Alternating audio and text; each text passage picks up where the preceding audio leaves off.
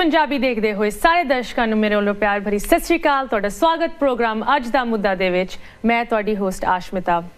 सारिਆਂ ਨੂੰ मैं इस प्रोग्राम दे विच बहुत ही मैनू खुशी हो रही है बिकॉज जदों तो वापस आई हाँ न्यूयॉर्क दे विच मैं कहांगी अज पहला मैनू मौका मिलिया है कि जो साडी स्पैशलिटी हैगी कम्यूनिटी दे विच जाके उन्हां दा मुद्दा उन्हां दे विच बह के चक्या जाए वो मैनू अज करन दा मौका मिल रहा है। ऑफकोर्स जिथे इस मंच ते लगातार शुरुआत तो किसान मोर्चे की इस अंदोलन की गल हो रही है, अज भी मैं उस मुद्दे नू लैके थोड़ी एक डीपर डिस्कशन करना चाहती हाँ। जिथे इस मोर्चे की शुरुआत हुई सी जो साडे पंजाबियां लई साडे सिखां दा दिल है पंजाब दी धरती तो ते ओ शुरुआत होके पहुंची जो भारत दा दिल है दिल्ली दे विच।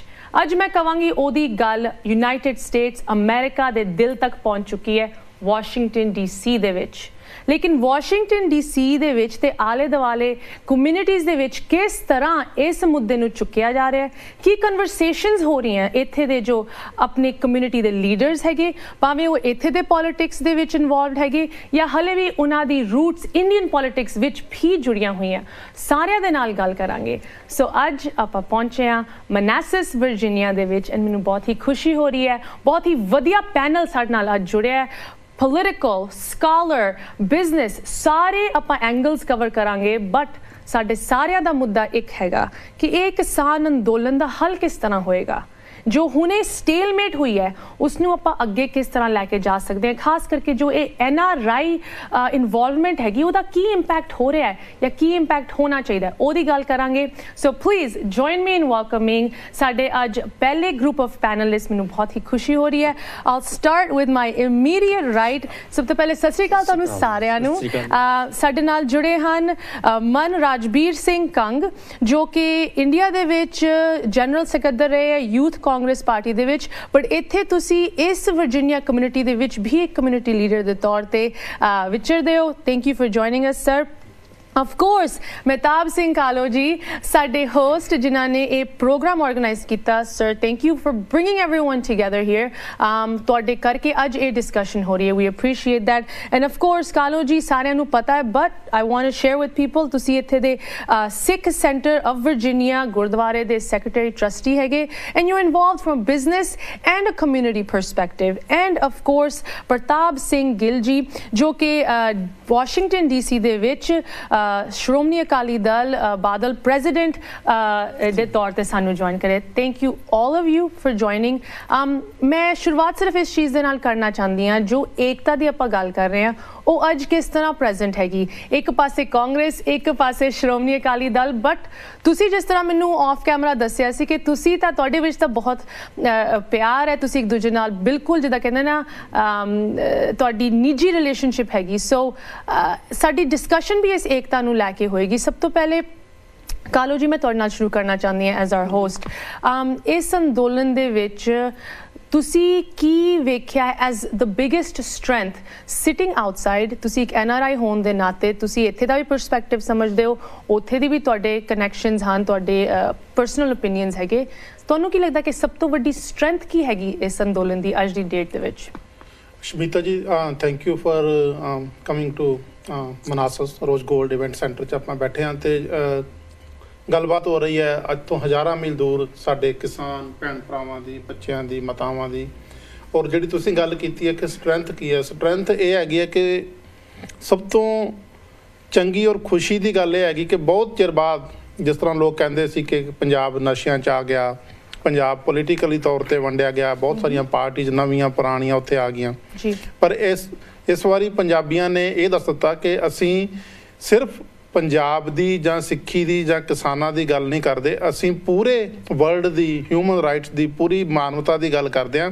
तो जदों वो समा आउंदा है असीं सारे इकट्ठे हो जाते हैं। तो हुण असीं सारे इकट्ठे होके पंजाबियां ने ते भारत दे जिहड़े बाकी वासी ने उन्हां नूं भी इकट्ठियां कीता नाल।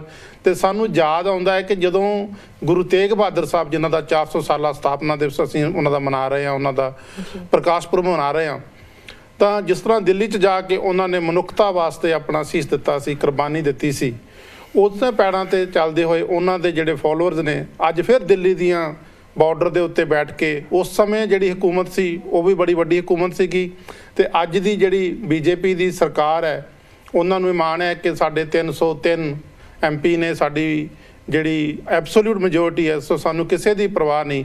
ਔਰ ਹਿੰਦੁਸਤਾਨ ਜਾਂ ਭਾਰਤ ਦੇ ਇਤਿਹਾਸ ਵਿੱਚ ਇਹ ਪਹਿਲੀ ਵਾਰ ਹੋਇਆ ਹੈ ਕਿ ਇਹ ਸਰਕਾਰ ਇੰਨੀ ਜ਼ਾਲਮ ਹੈ ਕਿ ਇਹਨਾਂ ਨੇ ਆਪਣਾ ਲੀਡਰ ਆਫ ਆਪੋਜੀਸ਼ਨ ਵੀ ਅਪੁਆਇੰਟ ਨਹੀਂ ਕੀਤਾ। ਇਸ ਵੇਲੇ ਹਿੰਦੁਸਤਾਨ ਦੇ ਜਾਂ ਭਾਰਤ ਦੀ ਜਿਹੜੀ ਪਾਰਲੀਮੈਂਟ ਹੈ ਉਹ ਤਾਂ ਲੀਡਰ ਆਫ ਆਪੋਜੀਸ਼ਨ ਨਹੀਂ ਹੈਗਾ ਆਫੀਸ਼ੀਅਲੀ, ਪਰ ਉਹਨਾਂ ਦੇ ਜਦੋਂ ਆਪਾਂ ਇਹ ਗੱਲ ਕਰਦੇ ਹਾਂ ਤੇ ਨਾ ਸਟਰੈਂਥ ਜਿਹੜੀ ਉਹਨਾਂ ਨੇ ਦੇਖ ਲਈ ਕਿ ਉੱਥੇ ਬੱਚੇ ਵੀ ਨੇ, ਉੱਥੇ ਮਾਤਾਵਾਂ ਵੀ ਨੇ, ਉੱਥੇ ਨੌਜਵਾਨ ਵੀ ਨੇ, ਉੱਥੇ ਬਜ਼ੁਰਗ ਵੀ ਨੇ। ਔਰ ਸਭ ਤੋਂ ਵੱਡੀ ਗੱਲ ਇਹ ਹੈਗੀ ਕਿ ਜਿਹੜੀਆਂ ਵੱਖੋ ਵੱਖਰੀਆਂ ਪਾਰਟੀਆਂ ਪਿੰਡ ਲੈਵਲ ਤੇ MLA ਹਲਕੇ ਦੇ ਲੈਵਲ ਤੇ ਲੋਕ ਆਪੋ ਦੇ ਵਿੱਚ ਕੰਪੀਟੀਸ਼ਨ ਸੀਗਾ, ਕਈ ਵਾਰੀ ਕਹਿੰਦੇ ਸੀ ਪਿਆਰ ਘਟ ਗਿਆ ਜਾਂ ਮੁੱਕ ਗਿਆ, ਅੱਜ ਉਹ ਸਾਰੇ ਇਕੱਠੇ ਹੋ ਗਏ ਨੇ।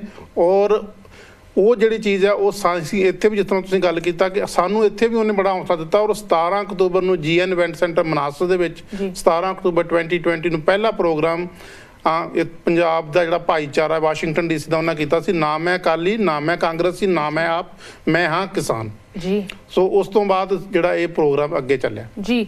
ਥੈਂਕ ਯੂ ਸੋ ਮਚ, ਤੁਸੀਂ ਪਰਫੈਕਟਲੀ ਟ੍ਰਾਂਜੀਸ਼ਨ ਕੀਤਾ। ਜੋ ਮੈਂ ਨੈਕਸਟ ਕੁਐਸਚਨ ਕੰਗ ਜੀ ਤੁਹਾਡੇ ਤੋਂ ਪੁੱਛਣਾ ਚਾਹੁੰਦੀ ਹਾਂ, ਤੁਹਾਡੀ ਬੈਕਗਰਾਉਂਡ ਕਾਂਗਰਸ ਤੋਂ ਹੈਗੀ, ਲੇਕਿਨ ਤੁਸੀਂ ਇੱਥੇ ਇਸ ਅੰਦੋਲਨ ਦੇ ਵਿੱਚ ਜੋ ਪਾਰਟੀ ਪੋਲਿਟਿਕਸ ਦਾ ਰੋਲ ਦੇਖਿਆ ਉਹਦੇ ਬਾਰੇ ਤੁਸੀਂ ਕੀ ਕਮੈਂਟ ਕਰਨਾ ਚਾਹੁੰਦੇ ਹੋ? ਅਸਲ ਵਿੱਚ ਇਹ ਹੈਗਾ ਜੀ, ਮਤਲਬ ਕਿ ਇਹ ਮੁੱਦਾ ਕਿਸਾਨਾਂ ਦਾ ਜਿਹੜਾ ਨਾ ਇਹ ਹਰ ਇੱਕ ਦਾ ਆਪ ਦਾ ਮੁੱਦਾ, ਕਿਉਂਕਿ ਇਹ ਹੋਂਦ ਦੀ ਲੜਾਈ ਆ, ਇਹ ਕਿਸੇ ਪਾਰਟੀ ਦੀ ਲੜਾਈ ਨਹੀਂ। ਕਿਉਂਕਿ ਪਾਰਟੀ ਤਾਂ ਬਾਅਦ ਚ ਆਉਂਦੀ ਹੈ, ਕਿਸਾਨ ਤਾਂ ਅਸੀਂ ਸਾਰੇ ਆ, ਜਾਂ ਅਕਾਲੀ ਕਾਂਗਰਸੀ ਕਿਸੇ ਵੀ ਪਾਰਟੀ ਨਾਲ ਸੰਬੰਧ ਰੱਖਣ ਵਾਲੇ। ਪੰਜਾਬ ਦੇ ਕਲਚਰ ਨੂੰ ਤੁਸੀਂ ਕਿਸਾਨ ਤੋਂ ਅਲੱਗ ਕਰਕੇ ਖੇਤੀਬਾੜੀ ਤੋਂ ਵੇਖ ਨਹੀਂ ਸਕਦੇ। ਜਦੋਂ ਪੰਜਾਬ ਨੂੰ ਵੇਖਦੇ ਤੁਹਾਨੂੰ ਖੇਤੀਬਾੜੀ ਦਿਖਦੀ ਹੈ, ਤੇ ਜਦੋਂ ਉਹ ਸਾਡੀ ਹੋਂਦ ਦੀ ਲੜਾਈ, ਸਾਡੇ ਹੱਕਾਂ ਤੇ ਹੀ ਡਾਕਾ ਮਾਰਤਾ, ਸਾਡੇ ਕੋਲ ਖੇਤੀ ਖੁੱਸ ਗਈ, ਜਿਹਦੇ ਸਿਰ ਤੇ ਪੰਜਾਬ ਚੱਲਦਾ। ਪੰਜਾਬ ਦਾ ਅਰਥਚਾਰਾ ਹੀ ਸਾਰਾ ਐਗਰੀਕਲਚਰ ਨਾਲ ਚੱਲਦਾ। ਤੇ ਉਹਦੇ ਵਿੱਚ ਜੇ ਅਸੀਂ ਮਤਲਬ ਕਿ ਪਾਰਟੀਆਂ ਦੀ ਲੜਾਈ ਵਿੱਚ ਚੱਲਾਂਗੇ ਤੇ ਫਿਰ ਇਹ ਕਿਸਾਨ ਮਸਲਾ ਜਿਹੜਾ ਵਾ, ਇਹ ਜਿਹੜਾ ਸਾਡਾ ਸਾਰਿਆਂ ਦਾ ਸਾਂਝਾ ਮਸਲਾ, ਇਹਨੂੰ ਅਸੀਂ ਅੱਗੇ ਲੈ ਕੇ ਨਹੀਂ ਜਾ ਸਕਦੇ। ਇਹ ਸਾਰੇ ਸਾਡੇ ਜਿੰਨੇ ਵੀ ਪਾਰਟੀ, ਕੁਛ ਲੋਕ ਹੈਗੇ ਜਿਹੜੇ 2-4 ਵਿੱਚ ਕਰਦੇ ਆ, ਕੁਛ ਪਾਰਟੀਆਂ ਜਿਵੇਂ BJP ਦੇ, ਉਹ ਜਾਣ ਕੇ ਕਹਿੰਦੇ, ਹਾਲਾਂਕਿ ਉਹਨਾਂ ਨੂੰ ਵੀ ਪਤਾ ਵੀ ਇਹ ਹੈ ਜਿਹੜਾ ਮਸਲਾ ਬਿਲਕੁਲ ਸਹੀ ਗੱਲ ਕਰ ਰਿਹਾ ਕਿਸਾਨ। ਤੇ ਉਹਦੇ ਲਈ ਉਹਨਾਂ ਨੂੰ ਵੀ ਮੇਰੇ ਖਿਆਲ ਉਹਨਾਂ ਨੂੰ ਸਗੋਂ ਉੱਪਰ ਜਾ ਕੇ ਤੇ ਆਪਣੀ ਪਾਰਟੀ ਦੇ ਜਿਹੜੇ ਹਾਈ ਕਮਾਂਡ ਨੂੰ ਕਹਿਣਾ ਚਾਹੀਦਾ ਵੀ ਹੱਕੀ ਮੰਗਾਂ ਵਾ, ਇਹਨਾਂ ਨੂੰ ਮੰਨਿਆ ਜਾਵੇ। ਕਿਉਂਕਿ ਜੇ ਖੇਤੀਬਾੜੀ ਚਲੀ ਗਈ ਤੇ ਪੰਜਾਬ ਵਸਦਾ ਹੀ ਖੇਤੀ ਦੇ ਨਾਂ ਤੇ ਆ, ਜਾਂ ਗੁਰਾਂ ਦੇ ਨਾਂ ਤੇ ਵਸਦਾ ਜੀ ਬ੍ਰੈਡ ਬਾਸਕਟ। ਹਾਂਜੀ ਬਿਲਕੁਲ। ਉਹਦੇ ਲਈ ਸਾਨੂੰ ਸਾਰਿਆਂ ਨੂੰ ਇਕੱਠੇ ਹੋ ਕੇ, ਤਕਰੀਬਨ ਜਿਹੜੇ ਕੁਛ ਮੇਰੇ ਵੀਰ ਭਰਾ ਥੋੜਾ ਬਹੁਤ ਕਰਦੇ ਵੀ ਹੈ ਦੂਜੀ, ਉਹਨਾਂ ਨੂੰ ਚਾਹੀਦਾ। ਬਾਕੀ ਤੇ ਪੰਜਾਬ ਦੀਆਂ ਸਾਰੀਆਂ ਪਾਰਟੀਆਂ ਲੱਗੀਆਂ ਹੋਈਆਂ, ਹਰ ਕੋਈ ਆਪਣਾ ਜਿੰਨਾ ਯੋਗਦਾਨ ਪਾ ਸਕਦਾ ਉਹ ਪਾ ਰਿਹਾ। ਤੇ NRI ਵੀ ਜਿੰਨੇ ਹੈਗੇ ਆ ਆਪਣੇ ਤੌਰ, ਜਿੰਨਾ NRI ਨੇ ਇਹਨੂੰ ਸਟਰੈਂਥ ਦਿੱਤੀ ਹੈ, ਮੇਰੇ ਖਿਆਲ ਹੈ ਵੀ ਜ਼ਿਆਦਾ ਸਟਰੈਂਥ NRI ਨੇ ਜ਼ੋਰ ਬਹੁਤ ਲਾਇਆ। ਕਿਉਂਕਿ ਇਹਦੇ ਵਿੱਚ ਜਿਵੇਂ ਨਾ ਤਾਂ ਧਰਮਾਂ ਦਾ ਮਸਲਾ ਤੇ ਨਾ ਕੋਈ ਜਾਤਾਂ ਮਜਵਾ, ਇਹ ਕਿਰਤੀਆਂ ਦੀ ਲੜਾਈ ਆ। ਜਿਹੜੇ ਕਿਸਾਨ ਕਿਰਤੀ ਦੂਸਰੇ, ਇਕੱਲਾ ਕਿਸਾਨਾਂ ਤੇ ਨਹੀਂ ਮਸਲਾ ਰਹਿਣਾ, ਕਿਸਾਨਾਂ ਤੋਂ ਬਿਨਾਂ ਮਜ਼ਦੂਰ ਦੂਸਰੇ ਸਾਰੇ, ਜਦੋਂ ਜੇ ਇਹ ਲਾਗੂ ਹੋ ਗਿਆ ਇਹਦੇ ਵਿੱਚ ਸਾਰਿਆਂ ਨੇ ਹੀ ਫਸ ਜਾਣਾ। ਤੇ ਜਿਹੜੀ ਆਰਥਿਕਤਾ ਤੇ ਅੱਗੇ ਹੀ ਮਾੜੀ ਹੈ ਪੰਜਾਬ ਦੀ ਕੀ ਹਿੰਦੁਸਤਾਨ ਦੀ ਮਾੜੀ ਕਰਤੀ ਸਾਰੇ। ਤੇ ਜੇ ਉਹਦੇ ਕਿਉਂਕਿ ਹੁਣ ਤੇ ਮਸਲਾ ਹੀ ਹਿੰਦੁਸਤਾਨ ਦਾ ਹੋ ਗਿਆ, ਪੰਜਾਬ ਦਾ ਤੇ ਰਿਹਾ ਹੀ ਨਹੀਂ। ਪੰਜਾਬ ਨੇ ਚੱਕਿਆ ਹੈ, ਪੰਜਾਬ ਇਹਦਾ ਮੋਢੀ ਲੱਗਾ, ਆਗੂ ਬਣ ਕੇ ਚੱਲਿਆ। ਹੁਣ ਇਹ ਸਾਰੇ ਹਿੰਦੁਸਤਾਨ 'ਚ ਜਿਵੇਂ ਫੈਲ ਗਿਆ ਤੇ ਇਹ ਵਧੀਆ ਹੋਇਆ, ਨਹੀਂ ਤੇ ਕੋਈ ਮੇਰੇ ਖਿਆਲ ਵੀ ਗੱਲ ਉੱਠ ਨਹੀਂ ਸੀ ਰਹੀ। ਤੇ ਜੋ ਮਰਜ਼ੀ ਸਰਕਾਰ ਆਪਣੀਆਂ ਮਨਮਾਨੀਆਂ ਕਰ ਰਹੀ ਸੀ। ਤੇ ਇਹ ਕਿਤੇ ਜਦੋਂ ਜੰਮੂ ਕਸ਼ਮੀਰ ਜਾਂ ਦੂਸਰੇ ਮਸਲੇ ਉਦੋਂ ਲੋਕ ਉੱਠ ਪੈਂਦੇ ਤੇ ਇਹ ਗੱਲ ਇੱਥੋਂ ਤੱਕ ਜਾਂਦੀ। ਇਹਨੂੰ ਦੇਖ ਲਓ, ਲੋਕਾਂ ਨੇ ਕੋਸ਼ਿਸ਼ ਬਥੇਰੀ ਕੀਤੀ ਬਣਨੇ ਵੱਡੇ ਲੈਵਲ ਤੇ, ਨਹੀਂ ਪਰ ਉਹ ਨਹੀਂ ਕੀਤੀ। ਹੁਣ ਜਿੰਨੀ ਸਾਡੇ ਪੰਜਾਬੀਆਂ ਨੇ ਮਗਰ ਪਿੱਛਾ ਬਹੁਤ ਕੀਤਾ, ਨਹੀਂ ਤਾਂ ਅੱਗੇ ਵੀ ਮਸਲੇ ਉੱਠਦੇ ਸੀ, ਉਹ ਬਹਿ ਜਾਂਦੇ ਸੀ, ਉਹ ਪ੍ਰਵਾਹ ਨਹੀਂ ਸੀ ਕਰਦੇ। ਹੁਣ ਵੀ ਇਗਨੋਰ ਕਰ ਰਹੇ ਆ। 22 ਜਨਵਰੀ ਤੋਂ ਬਾਅਦ ਕੋਈ ਗੱਲਬਾਤ ਨਹੀਂ ਕਰ ਰਹੇ, ਜਦੋਂ ਕਿ 300 ਦੇ ਕਰੀਬ ਕਿਸਾਨ ਮਰ ਚੁੱਕੇ ਆ ਉੱਥੇ। ਜਿਹੜੀਆਂ ਸਰਕਾਰਾਂ ਹੁੰਦੀਆਂ ਲਈ 2-4 ਕੋਈ ਇਨਸਾਨ ਮਰ ਜਾਣ ਤੇ ਉਹ ਸਰਕਾਰ ਸੋਚਣ ਲੱਗ ਪੈਂਦੀ ਹੈ। ਸਟੇਟਮੈਂਟ ਵੀ ਨਹੀਂ ਆਈ, ਕੋਈ ਅਫਸੋਸ ਵੀ ਨਹੀਂ ਕੀਤਾ ਪਾਰਲੀਮੈਂਟ ਵਿੱਚ, ਜਦੋਂ ਕਿ ਇੰਨੇ ਵੱਡਾ ਕਹਾਣ ਹੈ ਕਿ ਇਨਸਾਨੀਅਤ ਦਾ ਹੋ ਗਿਆ ਤੇ ਕੋਈ ਉੱਥੇ 2 ਲਫ਼ਜ਼ ਨਹੀਂ ਬੋਲੇ ਗਏ। ਸਰ ਆਮ ਗਲੈਡ ਤੁਸੀਂ ਇਹ ਗੱਲ ਕਹੀ ਹੈ ਕਿ ਇਹ ਪਾਰਟੀਬਾਜ਼ੀ ਤੋਂ ਉੱਠ ਕੇ ਇਹ ਅੰਦੋਲਨ ਖੜਾ ਹੋਇਆ ਹੈ ਤੇ ਚੱਲ ਰਿਹਾ, ਰਾਈਟ। ਪ੍ਰਤਾਪ ਸਿੰਘ ਗਿੱਲ ਜੀ, ਮੈਂ ਤੁਹਾਡੇ ਤੋਂ ਪੁੱਛਣਾ ਚਾਹਾਂਗੀ ਕਿ ਭਾਵੇਂ ਇਸ ਵੇਲੇ ਏਕਤਾ ਹੈਗੀ, ਪਾਰਟੀਬਾਜ਼ੀ ਤੋਂ ਵੱਖਰੇ ਤੌਰ ਤੇ ਲੋਕੀ ਇਕੱਠੇ ਹੋ ਕੇ ਇਸ ਅੰਦੋਲਨ ਪਿੱਛੇ ਆਪਣੀ ਸਪੋਰਟ ਪਾ ਰਹੇ ਹੈ, ਪੰਜਾਬ ਦੀ ਪੋਲੀਟੀਕਲ ਪਾਰਟੀਜ਼ ਦਾ, ਰਾਜਨੀਤੀ ਦਾ ਕੀ ਰੋਲ ਹੋਣਾ ਚਾਹੀਦਾ ਹੈ ਅੱਜ ਦੀ ਡੇਟ ਦੇ ਵਿੱਚ ਤੁਹਾਡੇ ਖਿਆਲ 'ਚ ਇਸ ਚੀਜ਼ ਨੂੰ ਕਿਸੇ ਹੱਲ ਦੇ ਪਾਸੇ ਲੈ ਕੇ ਜਾਣ ਲਈ? ਅਮਿਸ਼ਾ ਜੀ, ਪਹਿਲਾਂ ਤੇ ਜਸ ਪੰਜਾਬੀ ਦਾ ਬਹੁਤ ਬਹੁਤ ਧੰਨਵਾਦ। ਉਹਨਾਂ ਨੇ ਇੱਥੇ ਆਣ ਕੇ ਕਿਸਾਨਾਂ ਦਾ ਮੁੱਦਾ ਉਠਾਇਆ, ਮਨਾਸਸ ਵਰਜੀਨੀਆ 'ਚ ਆਇਆ ਜੇ। ਅਤੇ ਤੁਸੀਂ ਹੁਣ ਜਿਸ ਤਰ੍ਹਾਂ ਗੱਲ ਕੀਤੀ ਹੈ ਵੀ ਆਪਾਂ ਉੱਥੋਂ ਦੀਆਂ ਪੋਲੀਟੀਕਲ ਪਾਰਟੀਆਂ ਕਿੰਨਾ ਕੁ ਆਪਣਾ ਯੋਗਦਾਨ ਕਿਸ ਤਰ੍ਹਾਂ ਪਾ ਸਕਦੀਆਂ ਨੇ। ਹੁਣ ਜਿਸ ਤਰ੍ਹਾਂ ਪਿੱਛੇ ਜੇ ਅਕਾਲੀ ਦਲ ਦਾ ਜੁਆਇੰਟ ਹੈਗਾ ਸੀ ਬੀਜੇਪੀ ਦੇ ਨਾਲ, ਉਹਨਾਂ ਨੇ ਜਦੋਂ ਵੇਖਿਆ ਵੀ ਇਹ ਬੀਜੇਪੀ ਵਾਲੇ ਇੱਕ ਹੱਦ ਲਾਈਨ ਟੱਪ ਕੇ ਅੱਗੇ ਚੱਲ ਗਏ ਨੇ, ਉਹ ਅਕਾਲੀ ਦਲ ਨੇ ਉਸੇ ਵੇਲੇ ਉਹਨਾਂ ਕੋਲੋਂ ਬੈਕਅਪ ਲੈ ਲਿਆ।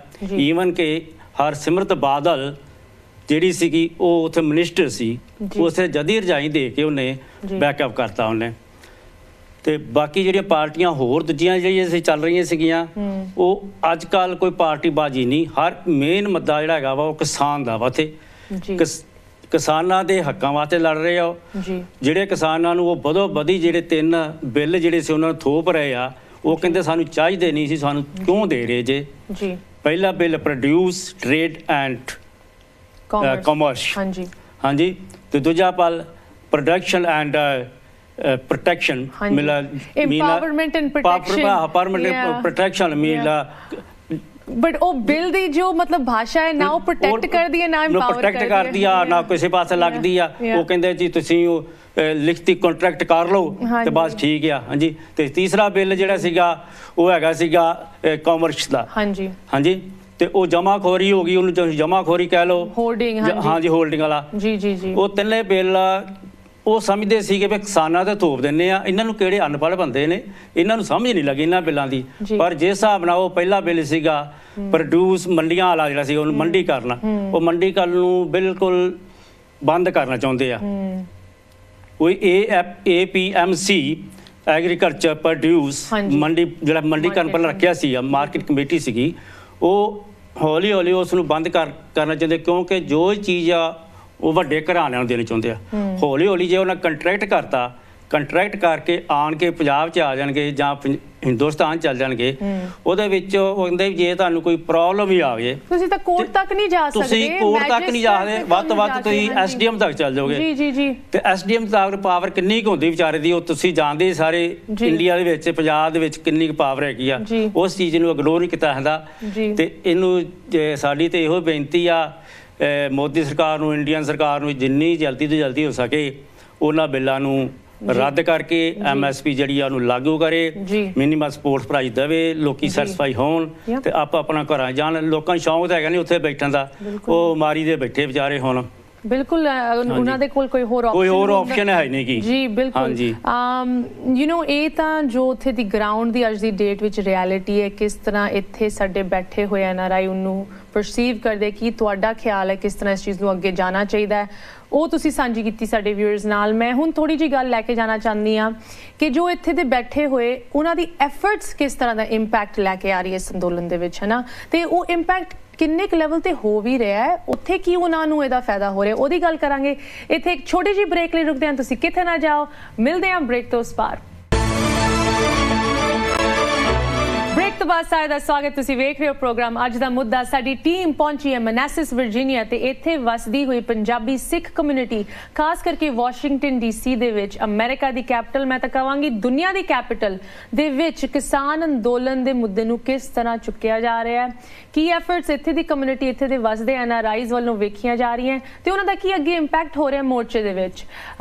ਮੈਂ ਤੁਹਾਨੂੰ ਇੱਕ ਪਰਸਨਲ ਤੌਰ ਤੇ ਦੱਸ ਸਕਦੀ ਹਾਂ, ਉੱਥੇ ਜੋ ਬੈਠੇ ਹੋਏ ਹਿੱਸੇਦਾਰ ਹਨ, ਭਾਵੇਂ ਉਹ ਸਾਡੇ ਬਜ਼ੁਰਗ ਬੀਬੀਆਂ ਜਾਂ ਸਾਡੇ ਨੌਜਵਾਨ ਬੱਚੇ, ਉਹਨਾਂ ਨੂੰ ਇੱਕ ਰੈਲੀ, ਇੱਕ ਇਵੈਂਟ ਦੀ ਖਬਰ ਮਿਲਦੀ ਹੈ ਤੇ ਉਹਨਾਂ ਦਾ ਹੌਸਲਾ ਹੋਰ ਬੁਲੰਦ ਹੁੰਦਾ ਹੈ ਕਿ ਸਾਡੇ ਵੀਰ, ਸਾਡੇ ਜੋ ਵਿਛੜੇ ਹੋਏ ਸਾਡੇ ਚੱਲ ਗਏ ਸੀ ਉਹ ਸਾਨੂੰ ਸੋਚ ਰਿਹਾ, ਸਾਡੀ ਸਪੋਰਟ ਕਰ ਰਿਹਾ ਹਲੇ ਵੀ।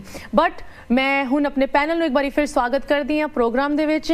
ਸਾਰਿਆਂ ਨੂੰ ਇੱਕ ਵਾਰੀ ਫਿਰ ਦੱਸਣਾ ਚਾਹੁੰਦੀ ਹਾਂ ਸਾਡੇ ਨਾਲ ਜੁੜੇ ਹਨ ਮਨ ਰਾਜਵੀਰ ਸਿੰਘ ਕੰਗ ਜੀ, ਜੋ ਕਿ ਇੱਥੇ ਲੋਕਲ ਕਮਿਊਨਿਟੀ ਦੇ ਵਿੱਚ ਵੀ ਬਹੁਤ ਵੱਡੇ ਲੈਵਲ ਤੇ ਆਪਣਾ ਦੇਣ ਦੇ ਰਹੇ ਹੈ। ਬਟ ਪਿੱਛੋਂ ਤੁਹਾਡੀ ਕਾਂਗਰਸ, ਤੁਸੀਂ ਐਕਸ ਜਨਰਲ ਸਕੱਤਰ ਰਹੇ ਹੋ ਯੂਥ ਕਾਂਗਰਸ ਦੇ। ਆਫ ਕੋਰਸ ਮਹਿਤਾਬ ਸਿੰਘ ਕਾਲੋਂ ਜੀ ਸਾਡੇ ਹੋਸਟ ਫॉर द ਈਵਨਿੰਗ, ਤੇ ਇੱਥੇ ਸਿੱਖ ਸੈਂਟਰ ਵਰਜੀਨੀਆ ਗੁਰਦੁਆਰੇ ਦੇ ਟਰਸਟੀ ਤੇ ਸੈਕਟਰੀ।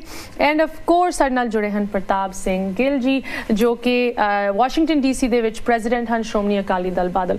ਸੋ ਇੱਕ ਵਾਰੀ ਫਿਰ ਆਪਾਂ ਥੋੜੀ ਜਿਹੀ ਗੱਲ ਕੀਤੀ ਕਿ ਕਿਸ ਤਰ੍ਹਾਂ ਦਿੱਲੀ ਦੇ ਵਿੱਚ, ਪੰਜਾਬ ਦੇ ਵਿੱਚ ਇਹ ਚੀਜ਼ ਕਿੱਥੇ ਜਾ ਰਹੀ ਹੈ, ਕਿੱਥੇ ਜਾਣੀ ਚਾਹੀਦੀ ਹੈ, ਤੇ ਰਾਜਨੀਤੀ ਦਾ ਕੀ ਉਹਦੇ ਵਿੱਚ ਹੱਥ ਹੋਣਾ ਚਾਹੀਦਾ ਹੈ। ਅੱਜ ਦੀ ਡੇਟ ਦੇ ਵਿੱਚ ਇਹ ਕਿਸਮ ਦੀ ਜੀਤ ਹੀ ਹੈ ਕਿ ਰਾਜਨੀਤੀ ਤੋਂ ਉੱਠ ਕੇ ਇਹ ਮੁੱਦਾ ਚੁੱਕਿਆ ਜਾ ਰਿਹਾ, ਸਾਰਿਆਂ ਦੀ ਯੂਨਿਟੀ ਹੈ ਕਿ ਇਹ ਕਿਸਾਨ ਅੰਦੋਲਨ ਹੈ। ਬਟ ਇਹਦੇ ਵਿੱਚ ਕਿੰਨਾ NRIs ਦੀ ਸਪੋਰਟ, ਕਿੰਨਾ ਰੋਲ NRIs ਪਲੇ ਕਰ ਰਹੇ ਹਨ। ਕਾਲੋਂ ਜੀ, ਮੈਂ ਤੁਹਾਡੇ ਨਾਲ ਸ਼ੁਰੂ ਕਰਨਾ ਚਾਹਾਂਗੀ, ਕੀ ਇਨਵੋਲਵਮੈਂਟ ਰਹੀ ਹੈ NRIs ਦੀ ਇਸ ਮੋਰਚੇ ਨੂੰ ਹੋਰ ਸਟਰੈਂਥਨ ਕਰਨ ਲਈ? ਦੇਖੋ, ਜਦੋਂ NRIs ਦੀ ਆਪਾਂ ਗੱਲ ਕਰਦੇ ਹਾਂ, ਭਾਵੇਂ ਕਿ ਉੱਥੇ ਬੈਠੀਆਂ ਜਿਹੜੀਆਂ ਤਾਕਤਾਂ ਨੇ, ਕਿਸਾਨ ਵਿਰੋਧੀ ਤਾਕਤਾਂ ਜਾਂ ਆਮ ਆਦਮੀ ਵਿਰੋਧੀ ਤਾਕਤਾਂ ਨੇ, ਜਿਹੜੀਆਂ ਕਾਮਨ ਮੈਨ ਦੇ ਅਗੇਂਸਟ ਨੇ, ਉਹ ਕਹਿੰਦੀਆਂ ਨੇ ਕਿ ਇਹ ਬਾਹਰ ਚਲੇ ਗਏ, ਇਹ ਬਾਹਰ ਬੈਠੇ ਨੇ, ਇੰਟਰਫੀਅਰੈਂਸ ਕਿਉਂ ਕਰ ਰਹੇ ਨੇ। ਪਰ ਉਹ ਇਹ ਭੁੱਲ ਜਾਂਦੇ ਨੇ ਕਿ ਜਦੋਂ ਭਾਰਤ ਦੀ ਆਜ਼ਾਦੀ ਦੀ ਲੜਾਈ ਹੋਈ ਸੀਗੀ, ਉਦੋਂ ਗਦਰੀ ਬਾਬੇ ਕਿੱਥੋਂ ਆਏ ਸੀਗੇ, ਕਾਮਾਗਾਟਾ ਮਾਰੂ ਕਿੱਥੇ ਹੋਇਆ ਸੀਗਾ, ਸੁਭਾਸ਼ ਚੰਦਰ ਬੋਸ ਕਿੱਥੇ ਜਾ ਕੇ ਲੜੇ ਸੀਗੇ, ਉਹਨਾਂ ਦੇ ਨਾਲ ਕੌਣ ਲੋਕ ਸੀਗੇ। ਸੋ ਜਿਹੜਾ NRI ਦਾ ਜਿਹੜਾ ਇਹਦੇ ਵਿੱਚ ਕੰਟਰੀਬਿਊਸ਼ਨ ਜਾਂ ਕਹਿ ਲਓ, ਜਾਂ ਯੋਗਦਾਨ ਕਹਿ ਲਓ, ਜਾਂ ਹਿੱਸਾ ਕਹਿ ਲਓ, ਉਹ ਦੁਨੀਆ ਇੱਕ ਗਲੋਬਲ ਵਿਲੇਜ ਬਣ ਚੁੱਕੀ ਹੈ। ਸੋ ਤੁਸੀਂ ਜਿਸ ਤਰ੍ਹਾਂ ਬਹੁਤ ਵਧੀਆ ਸੁਮੀਤਾ ਜੀ ਦੱਸਿਆ ਕਿ ਜੇ ਕੋਈ ਉੱਥੇ ਐਕਟੀਵਿਟੀ ਹੁੰਦੀ ਹੈ ਤਾਂ ਉਹਦੀ ਖਬਰ ਇੱਥੇ ਪਹੁੰਚਦੀ ਆ, ਔਰ ਇੱਥੇ ਕੋਈ ਐਕਟੀਵਿਟੀ ਹੁੰਦੀ ਆ ਤਾਂ ਉਹਨਾਂ ਨੂੰ ਜ਼ਰੂਰ ਖਬਰ ਪਹੁੰਚਦੀ ਆ। ਮੈਂ ਸ਼ੇਅਰ ਕਰਨਾ ਚਾਹੁੰਦਾ ਕਿ ਸਰਦਾਰ ਬਲਬੀਰ ਸਿੰਘ ਰਾਜੇਵਾਲ ਨਾਲ ਸਾਡੀ ਕਾਨਫਰੰਸ ਤੇ ਗੱਲ ਹੋ ਰਹੀ ਸੀ NRI ਫਾਰ ਫਾਰਮਰਸ ਤੋਂ ਜੀ। ਸੋ ਇਸ ਤੋਂ ਪਹਿਲਾਂ ਇਹ ਦੱਸਣਾ ਚਾਹੁੰਦੇ ਆਪਣੇ ਵਿਊਅਰਸ ਨੂੰ ਕਿ NRIforfarmers.com ਦੇ ਉੱਤੇ ਜਾ ਕੇ ਤੁਸੀਂ ਹਰ ਪਲ ਪਲ ਦੀ ਖਬਰ ਲੈ ਸਕਦੇ ਹੋ। ਡਾਇਰੈਕਟ ਫੀਡ ਆ ਰਹੀ ਹੈ ਉੱਥੋਂ ਕਿਸਾਨ ਸੰਯੁਕਤ ਕਿਸਾਨ ਮੋਰਚੇ ਦੀ। ਜੇ ਕਿਸੇ ਨੇ ਕਿਸੇ ਪ੍ਰੋਗਰਾਮ ਵਿੱਚ ਯੋਗਦਾਨ ਪਾਉਣਾ ਹੈ, ਉਹ ਸਾਈਨ ਅਪ ਕਰ ਸਕਦਾ ਹੈ, ਜਾਂ ਕੋਈ ਕੁਐਸਚਨ ਹੋਵੇ ਤਾਂ ਤੁਹਾਨੂੰ NRIforfarmers.com ਦੇ ਉੱਤੋਂ ਸਾਰੀ ਇਨਫੋਰਮੇਸ਼ਨ ਮਿਲ ਜਾਏਗੀ ਕਿ NRI ਦੀ ਇਸ ਵੇਲੇ ਖਾਸ ਕਰਕੇ ਵਾਸ਼ਿੰਗਟਨ DC, ਅਮਰੀਕਾ ਜਾਂ USA, ਕੈਨੇਡਾ ਦੀ ਕੀ ਉਹਦੇ ਵਿੱਚ ਇੰਗੇਜਮੈਂਟ ਹੈ। ਸੋ NRI ਦਾ ਜਿਹੜਾ ਯੋਗਦਾਨ ਹੈ, ਜਿਸ ਤਰ੍ਹਾਂ ਅਸੀਂ ਪਹਿਲੇ ਵੀ ਗੱਲ ਕਰ ਰਹੇ ਸੀ ਕਿ 17 ਅਕਤੂਬਰ ਨੂੰ ਅਸੀਂ ਪਹਿਲਾ ਪ੍ਰੋਗਰਾਮ ਇੱਥੇ ਕੀਤਾ ਸੀ, ਔਰ ਜਿਸ ਤਰ੍ਹਾਂ ਪਾਰਟੀਬਾਜ਼ੀ ਤੋਂ ਉੱਪਰ ਉੱਠ ਕੇ ਸਾਰਿਆਂ ਨੇ ਰਲ ਕੇ ਪ੍ਰੋਗਰਾਮ ਕੀਤਾ। ਆਲਮੋਸਟ 30 ਤੋਂ ਉੱਪਰ ਜ਼ਿਆਦਾ ਜਥੇਬੰਦੀਆਂ ਇਕੱਠੀਆਂ ਹੋਈਆਂ ਸੀ। ਕੁਝ ਜਿਹੜਾ ਮੇਲਿਆਂ ਵਾਲੇ ਨੇ, ਯੂਨਾਈਟਿਡ ਪੰਜਾਬੀ, ਇੱਕ ਪੰਜਾਬੀ, ਜਿੰਨੀਆਂ ਵੀ ਪਾਰਟੀਆਂ ਨੇ ਪੋਲੀਟੀਕਲ ਪੰਜਾਬ ਦੀਆਂ, ਸ਼੍ਰੋਮਣੀ ਅਕਾਲੀ ਦਲ ਬਾਦਲ, ਜੋ ਆਪਣਾ ਕਾਂਗਰਸ ਆਈ, ਆਮ ਆਦਮੀ ਪਾਰਟੀ, ਜਾਂ ਹੋਰ ਵੀ ਈਵਨ ਸ਼੍ਰੋਮਣੀ ਅਕਾਲੀ ਦਲ ਡੈਮੋਕ੍ਰੈਟਿਕ ਦੇ US ਦੇ ਜਿਹੜੇ ਪ੍ਰੈਜ਼ੀਡੈਂਟ ਉਹ ਵੀ ਆਏ ਸੀਗੇ। ਸੋ ਹੁਣ ਤੱਕ ਅਸੀਂ 5 ਪ੍ਰੋਗਰਾਮ ਜਿਹੜੇ ਇੱਥੇ ਕਰ ਚੁੱਕੇ ਹਾਂ ਵਾਸ਼ਿੰਗਟਨ DC ਦੇ ਵਿੱਚ, 17 ਅਕਤੂਬਰ ਤੋਂ ਲੈ ਕੇ 26 ਜਨਵਰੀ ਤੱਕ। ਅੱਛਾ ਜੀ। ਉਸ ਤੋਂ ਬਾਅਦ ਇਹ ਜਿਹੜਾ ਸਿੱਖ ਕੌਕਸ ਵੱਲੋਂ ਜਿਹੜਾ ਆਪਣਾ ਲੈਟਰ ਆ ਉਹ ਇੰਡੀਆ ਗਵਰਨਮੈਂਟ ਨੂੰ ਲਿਖਿਆ ਗਿਆ। ਕੁਝ ਜਿਹੜੇ ਮੈਂਬਰਸ ਨੇ ਉਹਨਾਂ ਦੇ, ਤੁਸੀਂ ਭਲੀ ਭਾਂਤ ਜਾਣਦੇ ਹੋ ਕਿ ਤੁਹਾਡੇ ਗੁਆਂਢ 'ਚੋਂ ਸੈਂਟਰਸ ਨੇ, ਉਹਨਾਂ ਨੂੰ ਲੈਟਰ ਲਿਖੇ ਨੇ। ਸਰਕਾਰ ਬਦਲਣ ਤੋਂ ਬਾਅਦ ਜਿਹੜੇ ਉਹ ਸੈਂਟਰ ਮੈਂਬਰਸ ਨੇ, ਉਹ ਹੁਣ ਪਹਿਲਾਂ ਰੈਂਕਿੰਗ ਮੈਂਬਰ ਸੀ, ਹੁਣ ਚੇਅਰਮੈਨ ਨੇ ਜੀ। ਸੋ ਇਹ ਸਾਰੀਆਂ ਜਿਹੜੀਆਂ ਚੀਜ਼ਾਂ ਨੇ, ਕਿਉਂਕਿ ਦੁਨੀਆ ਇੱਕ ਗਲੋਬਲ ਵਿਲੇਜ ਹੈ। ਔਰ ਇਹ ਕੋਈ ਜਦੋਂ ਹਿਊਮੈਨਿਟੀ ਦੀ ਗੱਲ ਕਰਦੇ ਆ ਜਾਂ ਜਦੋਂ ਮਾਨਵਤਾ ਦੀ ਗੱਲ ਹੁੰਦੀ ਤੇ ਫਿਰ ਕੋਈ ਬਾਰਡਰ ਨਹੀਂ ਰਹਿੰਦੇ, ਕੋਈ ਧਰਮ ਨਹੀਂ ਰਹਿੰਦਾ। ਸਾਡੇ ਬਾਬਾ ਨਾਨਕ ਨੇ, ਗੁਰੂ ਤੇਗ ਬਹਾਦਰ ਸਾਹਿਬ ਨੇ, ਗੁਰੂ ਗੋਬਿੰਦ ਸਿੰਘ ਜੀ ਨੇ ਇਹੋ ਕੁਝ ਸਿਖਾਇਆ ਤੇ ਉਹਨਾਂ ਪੂਰਨਿਆਂ ਤੇ ਚੱਲਦੇ ਹੋਏ NRI ਆਪਣੀ ਕੋਸ਼ਿਸ਼ ਜਿਹੜੀ ਜਾਰੀ ਰੱਖਣਗੇ। ਜੀ ਜੀ। ਕੰਗ ਜੀ, ਮੈਂ ਤੁਹਾਡੇ ਤੋਂ ਪੁੱਛਣਾ ਚਾਹਾਂਗੀ, ਇਸ NRI ਐਫਰਟਸ ਨੂੰ ਲੈ ਕੇ ਤੁਹਾਡੇ ਖਿਆਲ 'ਚ ਕਿਸ ਤਰ੍ਹਾਂ ਦਾ ਇੰਪੈਕਟ ਹੋ ਰਿਹਾ ਉੱਥੇ? ਜਿਹੜਾ ਕਿਉਂਕਿ ਜਦੋਂ ਵਿਰੋਧ ਕਰਦੇ ਵੀ ਇਹਨਾਂ ਨੂੰ ਬੋਲਣਾ ਚਾਹੀਦਾ, ਇੰਪੈਕਟ ਤੇ ਹੋਈ ਰਿਹਾ। ਸਰਕਾਰ ਡਰੀ ਹੈ ਨਾ ਜਦੋਂ NRI ਜਿਹੜਾ ਇਹ ਇੰਟਰਨੈਸ਼ਨਲ ਸਪੋਰਟ ਹੋ ਗਈ NRIs ਕਰਕੇ, ਔਰ ਖਾਸ ਕਰਕੇ ਪੰਜਾਬੀ ਭਾਈਚਾਰਾ ਬਹੁਤ ਜ਼ਿਆਦਾ ਬਾਹਰ, ਜ਼ਿਆਦਾ ਪਹਿਲਾਂ ਪੰਜਾਬੀ ਭਾਈਚਾਰਾ ਸ਼ੁਰੂ ਕੀਤਾ, ਫਿਰ ਨਾਲ ਜਿਹੜੇ ਬਾਕੀ ਵੀ ਜਿਵੇਂ ਕਰਨਾਟਕ ਤੋਂ, ਕੇਰਲ ਤੋਂ, ਜਿਹੜੇ ਹਰਿਆਣੇ ਤੋਂ, ਸਾਰੇ ਜਿਹੜੇ ਇੱਥੇ ਕੋਈ ਕਿਸਾਨ, ਕਿਉਂਕਿ ਉਹਨਾਂ ਦੇ ਹਾਲਾਤ ਪੰਜਾਬ ਦੇ, ਹਰਿਆਣੇ ਦੇ ਕਿਸਾਨਾਂ ਨਾਲੋਂ ਬਹੁਤ ਮਾੜੇ। ਇੱਧਰ ਜਿਹੜੇ ਦੱਖਣ ਵਾਲੇ ਸਾਈਡ ਵਾਲੇ ਕਿਸਾਨ ਆ, ਉਹਨਾਂ ਸਾਨੂੰ ਤਾਂ ਇਹਨਾਂ ਦੋ ਰਾਜਾਂ ਨੂੰ ਪਹਿਲਾਂ MSP ਮਿਲਦੀ, ਉਹਨਾਂ ਤੋਂ ਕਿਸੇ ਨੂੰ ਨਹੀਂ ਮਿਲਦੀ ਪਹਿਲਾਂ। ਜੀ ਬਿਲਕੁਲ। ਤੇ ਜਿਹੜੀ ਇਹ NRI ਨੇ ਜਦੋਂ ਸਪੋਰਟ ਕੀਤੀ ਆ ਉਹਨਾਂ ਦੀ ਮਤਲਬ ਕਿ ਕੱਲੀ ਇਹ ਨਹੀਂ ਮਾਲੀ ਮਦਦ ਵੀ ਕੀਤੀ ਇੱਥੋਂ ਮੋਰਚੇ ਦੀ ਜਿਹੜਾ ਮੋਰਚਾ ਚੱਲਿਆ ਤੇ ਸਪੋਰਟ ਸਾਰੇ ਸਾਡੇ ਕਰ ਰਹੇ। ਤੇ ਜੇ ਇੱਕ ਬੜੀ ਜਦੋਂ ਕੋਈ ਆਪਾਂ ਲੜਕੀ ਦੇ ਵਿਆਹ ਕਰਦੇ ਆ ਤੇ ਉਹ ਵਿਆਹ ਤੋਂ ਬਾਅਦ ਜਦੋਂ ਆਪਣੇ ਸਹੁਰੇ ਘਰ ਚਲੇ ਜਾਂਦੀ ਆ ਤੇ ਉਹ ਆਪਣਾ ਜਿਹੜਾ ਪੇਕਾ ਘਰ ਹੁੰਦਾ ਉਹਦੀ ਸੁੱਖ ਮੰਗਣੋਂ ਨਹੀਂ ਹਟ ਜਾਂਦੀ ਵੀ ਜਾਂ ਉੱਥੇ ਉਹਦੇ ਪੇਕੇ ਪਰਿਵਾਰ ਕੋਈ ਮੁਸੀਬਤ ਆਵੇ ਤਾਂ ਉਹ ਜਾਂਦੀ ਆ ਜਿੰਨੀ ਜੋਗੀ ਉਹ ਕਰਦੀ ਆ। ਇਹ ਜਿਹੜੇ NRI ਇਹਨਾਂ ਦਾ ਵੀ ਪੇਕਾ ਪਰਿਵਾਰ ਆ ਆਪਣਾ ਪੰਜਾਬ ਜਾਂ ਇੰਡੀਆ ਜੀ ਤੇ ਉਹ ਜਦੋਂ ਵੀ ਉੱਥੇ ਕੋਈ ਮੁਸੀਬਤ ਉਹਨਾਂ ਦਾ ਆਪਣਾ ਪਰਿਵਾਰ ਸਾਰੇ ਸਾਡੇ ਆਪਣੇ ਜਿਹੜੇ ਬੈਠੇ ਤੇ ਸਾਡਾ ਉਦੋਂ ਤੋਂ ਹੀ ਜ਼ਿਆਦਾ ਫਰਜ਼ ਬਣਦਾ ਹੈ। ਬਿਲਕੁਲ ਬਿਲਕੁਲ ਸਾਡੀ ਤਾਂ ਆਵਾਜ਼ ਹੋਰ ਵੀ ਆਪਾਂ ਉਠਾ ਕੇ ਬੋਲ ਸਕਦੇ ਹਾਂ ਇੱਥੇ ਬਹਿ ਕੇ। ਸਰ ਗਿੱਲ ਸਾਹਿਬ ਤੁਹਾਡੇ ਖਿਆਲ 'ਚ ਹੋਰ ਕੀ ਹੋ ਸਕਦਾ ਹੈ ਖਾਸ ਕਰਕੇ ਇੱਥੇ ਵਾਸ਼ਿੰਗਟਨ DC ਦੇ ਵਿੱਚ ਤੁਸੀਂ ਵੀ DC ਦੇ ਰੈਜ਼ੀਡੈਂਟ ਹੋ ਇੱਥੇ ਐਕਟਿਵ ਹੋ ਤੁਹਾਡੇ ਖਿਆਲ 'ਚ ਜੋ ਇੱਥੇ ਇਸ ਕੈਪੀਟਲ ਏਰੀਆ ਦੇ ਵਿੱਚ ਕਮਿਊਨਿਟੀ ਦਾ ਇੰਪੈਕਟ ਆਪਾਂ ਪਾ ਸਕਦੇ ਹਾਂ ਹੋਰ ਕੀ ਐਫਰਟਸ ਹੋ ਸਕਦੀਆਂ? ਦੇਖੋ ਜੀ ਜਿਸ ਤਰ੍ਹਾਂ ਸਾਡੀਆਂ ਜੜ੍ਹਾਂ ਜਿਹੜੀਆਂ ਨਾ ਉਹ ਇੰਡੀਆ ਦੇ ਨਾਲ ਜੁੜੀਆਂ ਨੇ ਭਾਵੇਂ ਇਹ NRI ਆ ਰੈਜ਼ੀਡੈਂਸ ਇੱਥੋਂ ਦੇ ਆ ਪਰ ਜਿਹੜਾ ਸਾਡੇ ਉੱਥੇ ਜੁੜਿਆ ਹੋਣ ਕਰਕੇ ਸਾਡੇ ਜ਼ਮੀਨ ਜਾਇਦਾਦ ਉੱਥੇ ਸਾਰੀ ਗਈ ਆ ਸਾਡੇ ਫਾਦਰ ਮਦਰ ਉੱਥੇ ਆ ਸਾਡਾ ਆਉਣ ਜਾਣ ਬਣਿਆ ਵਾ ਇੱਥੇ ਇੰਪੈਕਟ ਅਸੀਂ ਇਹੋ ਪਾ ਸਕਦੇ ਆ ਵੀ ਜਿਸ ਤਰ੍ਹਾਂ ਇੱਥੋਂ ਦੀ ਗੌਰਮੈਂਟ ਆ ਅਸੀਂ ਕਿਸੇ ਕਾਂਗਰਸਮੈਨ ਨੂੰ ਮਿਲ ਕੇ ਕਿਸੇ ਸੈਨੇਟਰ ਨੂੰ ਮਿਲ ਕੇ ਅਪਰੋਚ ਕਰਕੇ ਆਪਣੀ ਰਿਵਾਜ ਆ ਉਹ ਪ੍ਰੈਜ਼ੀਡੈਂਟ ਬਾਈਡਨ ਤੱਕ ਪਹੁੰਚਾਈਏ ਉਹ ਕਿਸੇ ਤਰ੍ਹਾਂ ਆਪਣੇ ਹੀਲੇ ਵਸੀਲੇ ਵਰਤ ਕੇ ਇੰਡੀਅਨ ਗੌਰਮੈਂਟ ਨਾਲ ਟਾਕ ਕਰਕੇ ਇਸ ਜਿਹੜਾ ਮਸਲਾ ਬਿਲਕੁਲ ਉਲਝਾਇਆ ਨਹੀਂ ਸੀਗਾ ਉਲਝਾਇਆ ਗਿਆ ਜਾਣ ਬੁੱਝ ਕੇ ਉਸ ਚੀਜ਼ ਨੂੰ ਮਸਲੇ ਨੂੰ ਹੱਲ ਕਰ ਸਕਣ ਜੀ। ਬਾਕੀ ਇੱਥੋਂ ਦੇ ਜਿਹੜੇ ਇੰਪੈਕਟ ਪਾ ਰਹੇ ਆ ਜਿਹੜੇ ਜਿੱਦਾਂ ਅੱਜ ਕੱਲ੍ਹ ਹਰ ਸਟੇਟ ਦੇ ਵਿੱਚ ਡੈਮੋਨਸਟ੍ਰੇਸ਼ਨ ਹੋ ਰਹੀ ਆ ਇੱਥੇ ਵਰਜੀਨੀਆ DC ਮੈਰੀਲੈਂਡ ਮੈਟਰੋਪੋਲੀਟਨ ਦੇ ਆਓ ਜੇ NRI ਭਰਾ ਜਿੰਨੇ ਹੈਗੇ ਨੇ ਇਹਨਾਂ ਮਿਲ ਕੇ ਹੁਣ ਵਾਈਟ ਹਾਊਸ ਦੇ ਸਾਹਮਣੇ ਜਾ ਕੇ ਇੱਕ ਮਤਾ ਪਾਸ ਕਰਕੇ ਕੀਤਾ ਵੀ 5 ਬੰਦੇ ਜਾ ਕੇ ਉੱਥੇ ਡੈਮੋਨਸਟ੍ਰੇਸ਼ਨ ਕਰਨ ਆਪਣੀ ਆਵਾਜ਼ ਜਿਹੜੀ ਆ ਉਹ ਪ੍ਰੈਜ਼ੀਡੈਂਟ USA ਤੱਕ ਪਹੁੰਚਾਉਣ ਉਹ ਆਵਾਜ਼ ਗਾਂ ਉੱਥੋਂ ਤੱਕ ਇੰਡੀਅਨ ਪ੍ਰੈਜ਼ੀਡੈਂਟ ਤੱਕ ਪਹੁੰਚੇ ਤੇ ਮਸਲੇ ਜਿਹੜੇ ਹੱਲ ਹੋ ਸਕਣ ਜੀ ਤੇ ਉਮੀਦ ਸਾਡੀ ਸਾਰਿਆਂ ਦੀ ਇਹੀ ਹੈ। ਹੁਣ ਮੈਂ ਕਨਵਰਸੇਸ਼ਨ ਨੂੰ ਥੋੜਾ ਜਿਹਾ ਲੈ ਕੇ ਜਾਣਾ ਚਾਹੁੰਦੀ ਹਾਂ ਕਿਸ ਤਰ੍ਹਾਂ ਜੋ ਤੁਸੀਂ ਗੱਲ ਕੀਤੀ ਹੈ ਕਿ ਇੱਥੇ ਦੇ ਸਿਸਟਮ ਦੇ ਵਿੱਚ ਕਿਸ ਤਰ੍ਹਾਂ ਸਾਡੀ ਆਵਾਜ਼ ਨੂੰ ਇੱਕ ਸਿਸਟੈਮਿਕ ਤਰੀਕੇ ਦੇ ਨਾਲ ਅੱਗੇ ਪਹੁੰਚਾਇਆ ਜਾ ਸਕਦਾ ਹੈ ਤਾਂ ਕਿ ਉਹ ਪ੍ਰੈਜ਼ੀਡੈਂਟ ਬਾਈਡਨ ਤੱਕ ਪਹੁੰਚੇ ਤੇ ਬਾਈਡਨ ਤੇ ਪ੍ਰਾਈਮ ਮਿਨਿਸਟਰ ਮੋਦੀ ਤੱਕ ਪਹੁੰਚੇ। ਮੈਂ ਹੋਰ ਗੈਸਟ ਨੂੰ ਇਨਵਾਈਟ ਕਰਨਾ ਚਾਹੁੰਦੀ ਹਾਂ ਬਟ ਜਾਂਦੇ ਕਾਲੋ ਜੀ ਤੁਹਾਡੇ ਖਿਆਲ 'ਚ ਇੱਥੇ ਦੀ ਕਮਿਊਨਿਟੀ ਤੋਂ ਸਾਨੂੰ ਹੋਰ ਕੀ ਐਕਸਪੈਕਟ ਕਰਨਾ ਚਾਹੀਦਾ ਖਾਸ ਕਰਕੇ DC ਵਰਜੀਨੀਆ ਮੈਰੀਲੈਂਡ ਆਉਣ ਵਾਲੇ ਸਮੇਂ ਦੇ ਵਿੱਚ ਆਪਾਂ ਕੀ ਐਕਸਪੈਕਟ ਕਰ ਸਕਦੇ in terms of events programmes ਮੋਰਚੇ ਨੂੰ ਸਪੋਰਟ ਦਿਖਾਉਣ ਲਈ ਜਾਂ ਇਹਦੀ ਆਵਾਜ਼ ਨੂੰ ਹੋਰ ਬੁਲੰਦ ਕਰਨ ਲਈ ਕੀ ਇੱਥੇ ਦੀ ਕਮਿਊਨਿਟੀ ਕਰ ਰਹੀ ਹੈ? ਹਾਂਜੀ ਜਿਸ ਤਰ੍ਹਾਂ ਗਿੱਲ ਸਾਹਿਬ ਨੇ ਦੱਸਿਆ ਕਿ ਵਾਈਟ ਹਾਊਸ ਦੇ ਸਾਹਮਣੇ ਜਿਹੜਾ ਪ੍ਰੋਟੈਸਟ ਹੈ 1600 H ਸਟਰੀਟ ਤੇ ਜਿੱਥੇ ਬਲੈਕ ਲਾਈਵਜ਼ ਮੈਟਰ ਪਲਾਜ਼ਾ ਹੈ ਉੱਥੇ ਡੇਲੀ ਮੰਡੇ ਥਰੂ ਫਰਾਈਡੇ ਪੰਜ ਸਿੰਘਾਂ ਦਾ ਜਥਾ ਜਾਂਦਾ ਹੈ। ਸੋ ਮਾਰਚ ਦੇ ਚੌਥੇ ਹਫਤੇ ਦੇ ਵਿੱਚ ਉਹ ਜਾ ਚੁੱਕਾ ਹੈ। ਠੀਕ ਹੈ ਜੀ।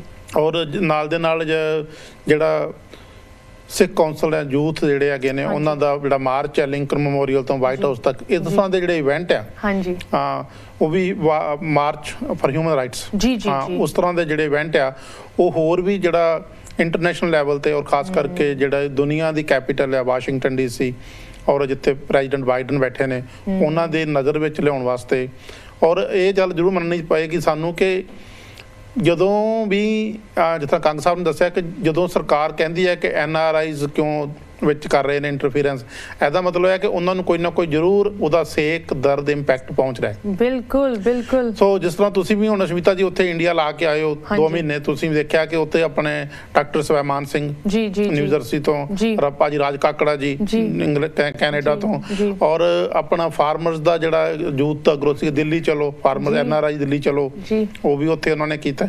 ਸੋ ਜਿਹੜਾ NRI ਦਾ ਓਵਰਆਲ ਜਿਹੜਾ ਯੋਗਦਾਨ ਹੈ ਕਿਉਂਕਿ NRI ਨੂੰ ਇੱਕ ਗੁਰੂ ਨਾਨਕ ਨੇ ਇਹ ਬਖਸ਼ਿਸ਼ ਕੀਤੀ ਹੈਗੀ ਹੈ ਕਿ ਇੱਥੇ ਅਸੀਂ ਓਪਨਲੀ ਸੋਚ ਸਕਦੇ ਹਾਂ ਇਹ ਸੋਸਾਇਟੀ ਓਪਨ ਹੈ ਅਸੀਂ ਇੱਥੇ ਆਏ ਹਾਂ ਅਸੀਂ ਆਪਣੇ ਜਿਹੜਾ freedom of speech freedom of thought ਉਹਦੇ ਨਾਲ ਕਰਕੇ ਅਸੀਂ ਬਹੁਤ ਸਾਰੀਆਂ ਚੀਜ਼ਾਂ ਜਿਹੜੀਆਂ ਵਾ ਉਹ ਜੋ ਸਾਡੇ ਭੈਣ ਭਰਾ ਉੱਥੇ ਪਿੱਛੇ ਬੈਠੇ ਪੰਜਾਬ ਦੇ ਵਿੱਚ ਦਾ ਹਿੰਦੁਸਤਾਨ ਜਾਂ ਇੰਡੀਆ ਦੇ ਵਿੱਚ ਉਹ ਨਹੀਂ ਕਰ ਸਕਦੇ ਚਾਹੁੰਦੇ ਹੋਏ ਵੀ ਸਾਨੂੰ ਉਹ এনवायरमेंट ਇੱਥੇ ਮਿਲਦਾ ਹੈ। ਸੋ ਅਸੀਂ ਜੋ ਸਾਨੂੰ ਗੁਰੂ ਨੇ ਬਖਸ਼ਿਸ਼ ਕੀਤੀ ਹੈ, ਮਹਾਰਾਜ ਨੇ ਬਖਸ਼ਿਸ਼ ਕੀਤੀ ਹੈ, ਉਹਦਾ ਇੰਪੈਕਟ ਜਿਹੜਾ ਵਾ ਜੋ ਸਾਨੂੰ ਮਿਲਿਆ ਹੈ ਉਹਦੇ 'ਚ ਥੋੜਾ ਯੋਗਦਾਨ ਜਿਸ ਪਿੱਛੇ ਅਸੀਂ ਜ਼ਰੂਰ ਪਾਉਣਾ ਹੈ ਤੇ ਪਾਉਂਦੇ ਰਵਾਂਗੇ। ਔਰ ਇਹ ਮੋਰਚਾ ਫਤਿਹ ਹੋਏਗਾ ਜਦੋਂ ਤੱਕ ਫਤਿਹ ਨਹੀਂ ਹੋਏਗਾ। ਅਸੀਂ ਵਾਈਟ ਹਾਊਸ ਦੇ ਸਾਹਮਣੇ ਵੀ ਖੜੇ ਹਾਂ, ਅਸੀਂ ਇੰਡੀਅਨ ਐਮਬੈਸੀ ਦੇ ਸਾਹਮਣੇ ਵੀ ਖੜੇ ਹਾਂ, ਔਰ ਅਸੀਂ ਜਸ ਪੰਜਾਬੀ ਦੇ ਵੀ ਧੰਨਵਾਦੀ ਹਾਂ, ਹੋਰ ਸਾਰੇ ਪੰਜਾਬੀ ਮੀਡੀਆ ਦੇ ਕਿ ਜਿਨ੍ਹਾਂ ਨੇ ਹਮੇਸ਼ਾ ਹੀ ਇਹ NRI ਦੀ ਆਵਾਜ਼ ਨੂੰ ਦੁਨੀਆ ਦੇ ਕੋਨੇ-ਕੋਨੇ ਤੱਕ ਪਹੁੰਚਾਇਆ। ਦੇਖੋ ਜੀ, ਇੱਕ ਪਾਸੇ ਤਾਂ ਕਨਵਰ ਗਰੇਵਾਲ ਦਾ ਐਲਾਨ ਤੇ ਇੱਕ ਪਾਸੇ ਤੁਹਾਡਾ ਐਲਾਨ।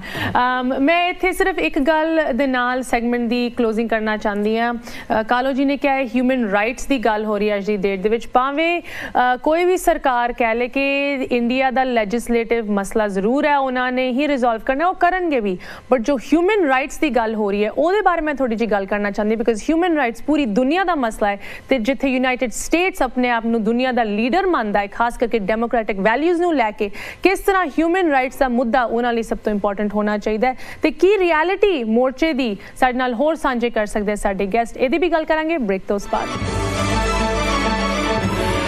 ब्रेक तो बाद एक बार फिर सारे का स्वागत। तुसी वेख रहे हो प्रोग्राम अज दा मुद्दा ते साडी टीम पहुंची है मनासिस वर्जीनिया, जिथे वाशिंगटन DC, मैरीलैंड, वर्जीनिया वसदी हुई साडी पंजाबी साडी सिख कम्यूनिटी दे नाल गल हो रही है कि किस तरह ये मोर्चा ਆਪਾਂ ਅੱਗੇ ਲੈ ਕੇ ਜਾ ਸਕਦੇ ਹਾਂ NRI ਪਰਸਪੈਕਟਿਵ ਤੋਂ। ਕੀ ਇੱਥੇ ਦੀ ਕਮਿਊਨਿਟੀ ਇਵੈਂਟਸ ਤੇ ਆਪਣੀ ਯੋਗਦਾਨ ਪਾ ਰਹੀ ਹੈ ਇਸ ਮੋਰਚੇ ਦੇ ਵਿੱਚ ਤੇ ਕੀ ਸਾਨੂੰ ਆਪਣੇ ਇਤਿਹਾਸ, ਸਾਨੂੰ ਆਪਣੇ ਸੱਭਿਆਚਾਰ ਤੋਂ ਸਿੱਖਣਾ ਚਾਹੀਦਾ ਹੈ ਇਸ ਚੀਜ਼ ਨੂੰ ਅਗਰ ਆਪਾਂ ਅੱਗੇ ਲੈ ਕੇ ਜਾਣਾ ਹੈ, ਇਹਦੇ ਵਿੱਚ ਸਫਲਤਾ ਆਪਾਂ ਚਾਹੁੰਦੇ ਹਾਂ।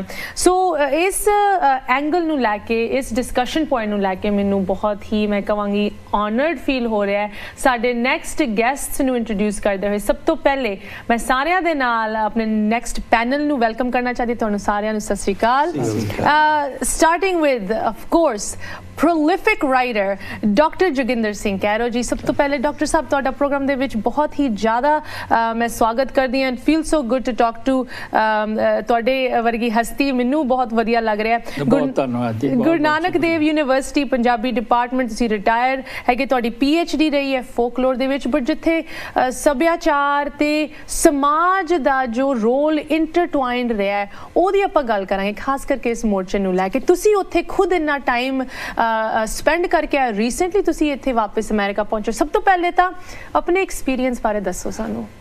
ਗੱਲ ਹੈ ਜੀ, ਜਿਸ ਤਰ੍ਹਾਂ ਤੁਸੀਂ ਗੱਲ ਕੀਤੀ ਹੈ ਨਾ ਵੀ ਸੱਭਿਆਚਾਰ ਤੇ ਲੋਕ ਧਾਰਾ ਬਾਰੇ ਮੈਂ PhD ਕੀਤੀ ਆ, ਤੇ ਮੈਂ ਲੋਕ ਧਾਰਾ ਵਿੱਚ ਪੰਜਾਬੀ ਲੋਕ ਕਹਾਣੀਆਂ ਉੱਪਰ ਮੇਰੀ PhD ਆ, ਤੇ ਉਸ PhD ਦੇ ਵਿੱਚ ਮੈਂ ਇਹ ਲੱਭਣ ਦੀ ਕੋਸ਼ਿਸ਼ ਕੀਤੀ ਹੈ ਕਿ ਪੰਜਾਬੀ ਜਿਹੜਾ ਬੰਦਾ ਹੈ ਜਾਂ ਪੰਜਾਬੀ ਮਾਈਂਡ ਹੈ ਉਹ ਸੋਚਦਾ ਕਿਵੇਂ ਆ, ਤੇ ਉਹ ਮੈਂ 40 ਕਿਸਮ ਦੇ ਰਿਐਕਸ਼ਨ ਲੱਭੇ ਆ ਵੀ ਪੰਜਾਬੀ ਬੰਦਾ ਸੋਚਦਾ ਕਿਵੇਂ ਆ ਜੀ।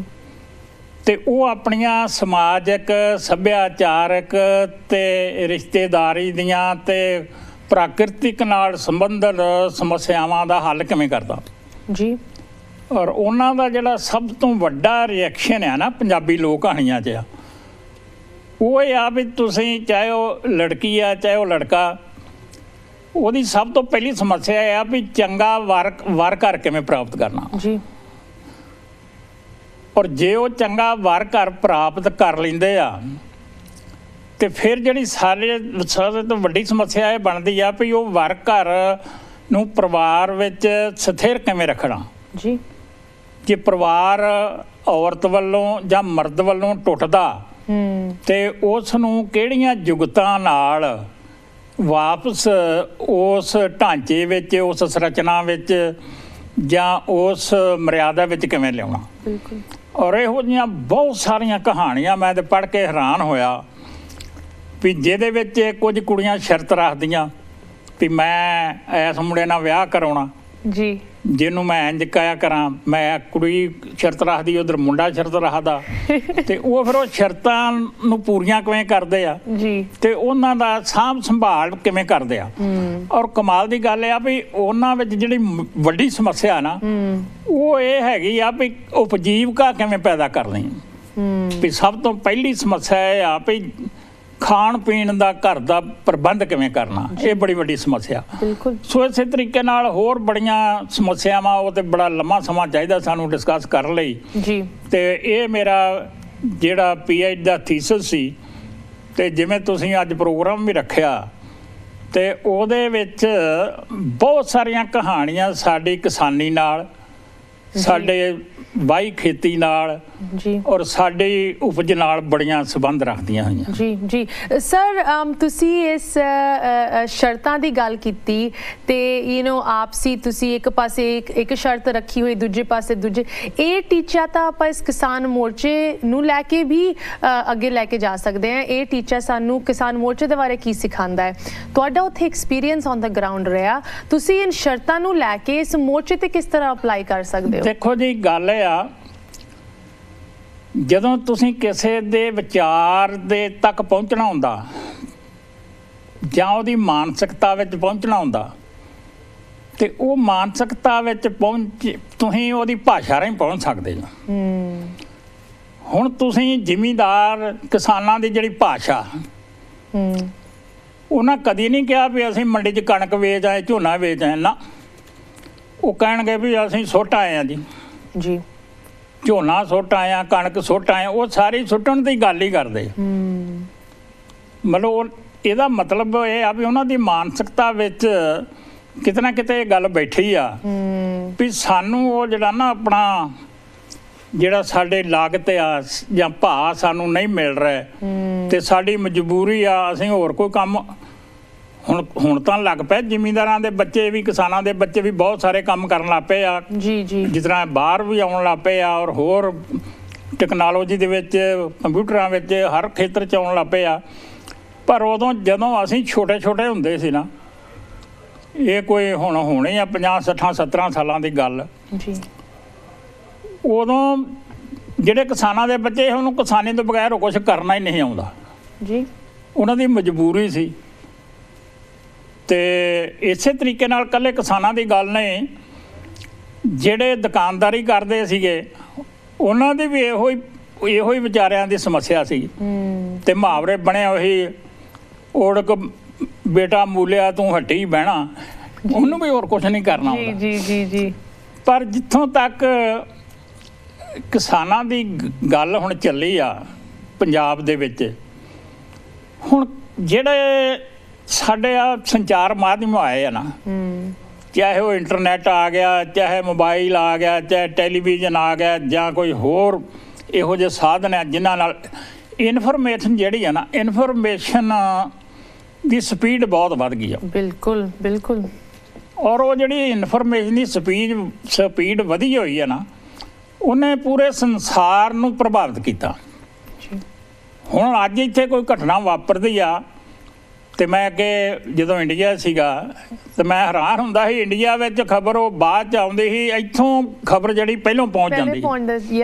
ਸੋ ਇਨਫੋਰਮੇਸ਼ਨ ਜਿਹੜੀ ਆ, ਇਨਫੋਰਮੇਸ਼ਨ ਨੇ ਬਹੁਤ ਤੇਜ਼ੀ ਫੜ ਲਈ ਆ, ਵਿਕਾਸ ਵੀ ਕੀਤਾ, ਔਰ ਇਹਦੇ ਨਾਲ ਲੋਕਾਂ ਦਾ ਨੌਲੇਜ ਤੇ ਭਾਵੇਂ ਘੱਟ ਵਧਿਆ ਪਰ ਇਨਫੋਰਮੇਸ਼ਨ ਬਹੁਤ ਵਧੀਆ। ਨਹੀਂ, ਆਈ ਥਿੰਕ ਜਦੋਂ ਕਹਿੰਦੇ that ਆਪਾਂ ਰਹਿ ਰਹੇ ਹਾਂ ਇਨਫੋਰਮੇਸ਼ਨ ਏਜ ਦੇ ਵਿੱਚ, ਇਸੇ ਕਰਕੇ ਕਹਿੰਦੇ। ਆਈ ਕੰਪਲੀਟਲੀ ਐਗਰੀ ਸਰ। ਮੈਂ ਹੋਰ ਤੁਹਾਡੇ ਵਿਚਾਰ ਇਸ ਐਕਸਪੀਰੀਅੰਸ ਤੇ ਕੀ ਸਾਨੂੰ ਅੱਗੇ ਇਹਦੇ ਬਾਰੇ ਸੋਚਣਾ ਚਾਹੀਦਾ ਲੈਣਾ ਚਾਹੁੰਦੀ ਹਾਂ।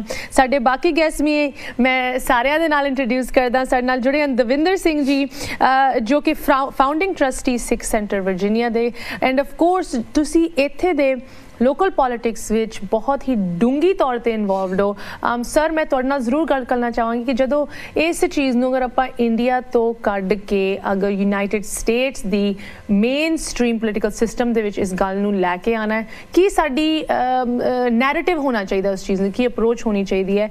ਆਲਸੋ ਸਾਡੇ ਨਾਲ ਜੁੜੇ ਹਨ ਕੁਲਦੀਪ ਸਿੰਘ ਮੱਲਾ ਜੀ, ਜੋ ਕਿ ਪ੍ਰਧਾਨ ਹੈਗੇ ਪੰਜਾਬੀ ਸੱਭਿਆਚਾਰਕ ਮੰਚ ਦੇ। ਕੁਲਦੀਪ ਜੀ, ਤੁਹਾਨੂੰ ਵੀ ਸਵਾਗਤ। Sir, Davinder ji, before we get into ਇੱਥੇ ਦਾ ਜੋ ਸਿਸਟਮ ਹੈਗਾ, because ਉਹ ਕਾਫੀ ਦੋ ਤਿੰਨ ਚੀਜ਼ਾਂ ਮੈਂ ਤੁਹਾਡੇ ਤੋਂ ਪੁੱਛਣਾ ਚਾਹੁੰਦੀ ਹਾਂ ਉਹਦੇ ਬਾਰੇ। ਇੱਕ ਸਿੰਪਲ ਕੁਐਸਚਨ ਹੈ, ਜਿੱਥੇ ਸਾਨੂੰ ਆਪਣੇ ਇਤਿਹਾਸ ਬਾਰੇ ਤੇ ਆਪਣੇ ਸੱਭਿਆਚਾਰ ਬਾਰੇ ਪ੍ਰੋਫੈਸਰ ਸਾਹਿਬ ਨੇ ਗੱਲ ਸ਼ੁਰੂ ਕੀਤੀ ਹੈ, ਡਾਕਟਰ ਕੈਰੋ ਨੇ।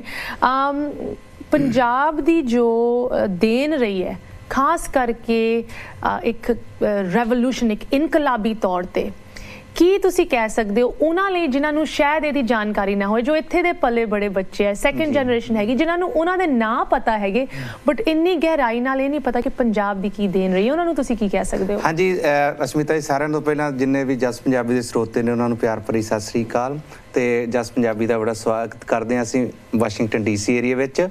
ਤੇ ਜਿਹੜੇ ਪੰਜਾਬ ਤੋਂ ਰੈਵੋਲੂਸ਼ਨ ਆਪਾਂ ਅੱਜ, ਕਿਉਂਕਿ ਟਾਈਮ ਦੀ ਬੜੀ ਕਮੀ ਹੈ, ਆਪਾਂ ਕਿਸਾਨੀ ਦੇ ਨਾਲ ਸੰਬੰਧਿਤ ਹੀ ਪੰਜਾਬ ਦੇ ਰੈਵੋਲੂਸ਼ਨ ਦੀ ਗੱਲ ਕਰੀਏ।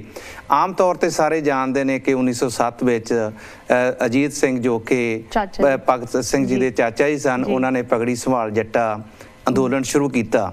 ਉਹ ਤਕਰੀਬਨ ਸਾਲ ਚੱਲਿਆ ਤੇ ਅਖੀਰ ਜਿਹੜੇ ਉਸ ਵੇਲੇ ਅੰਗਰੇਜ਼ ਸਰਕਾਰ ਨੇ ਕਾਨੂੰਨ ਬਣਾਏ ਸੀ ਉਹ ਵਾਪਸ ਹੋਏ।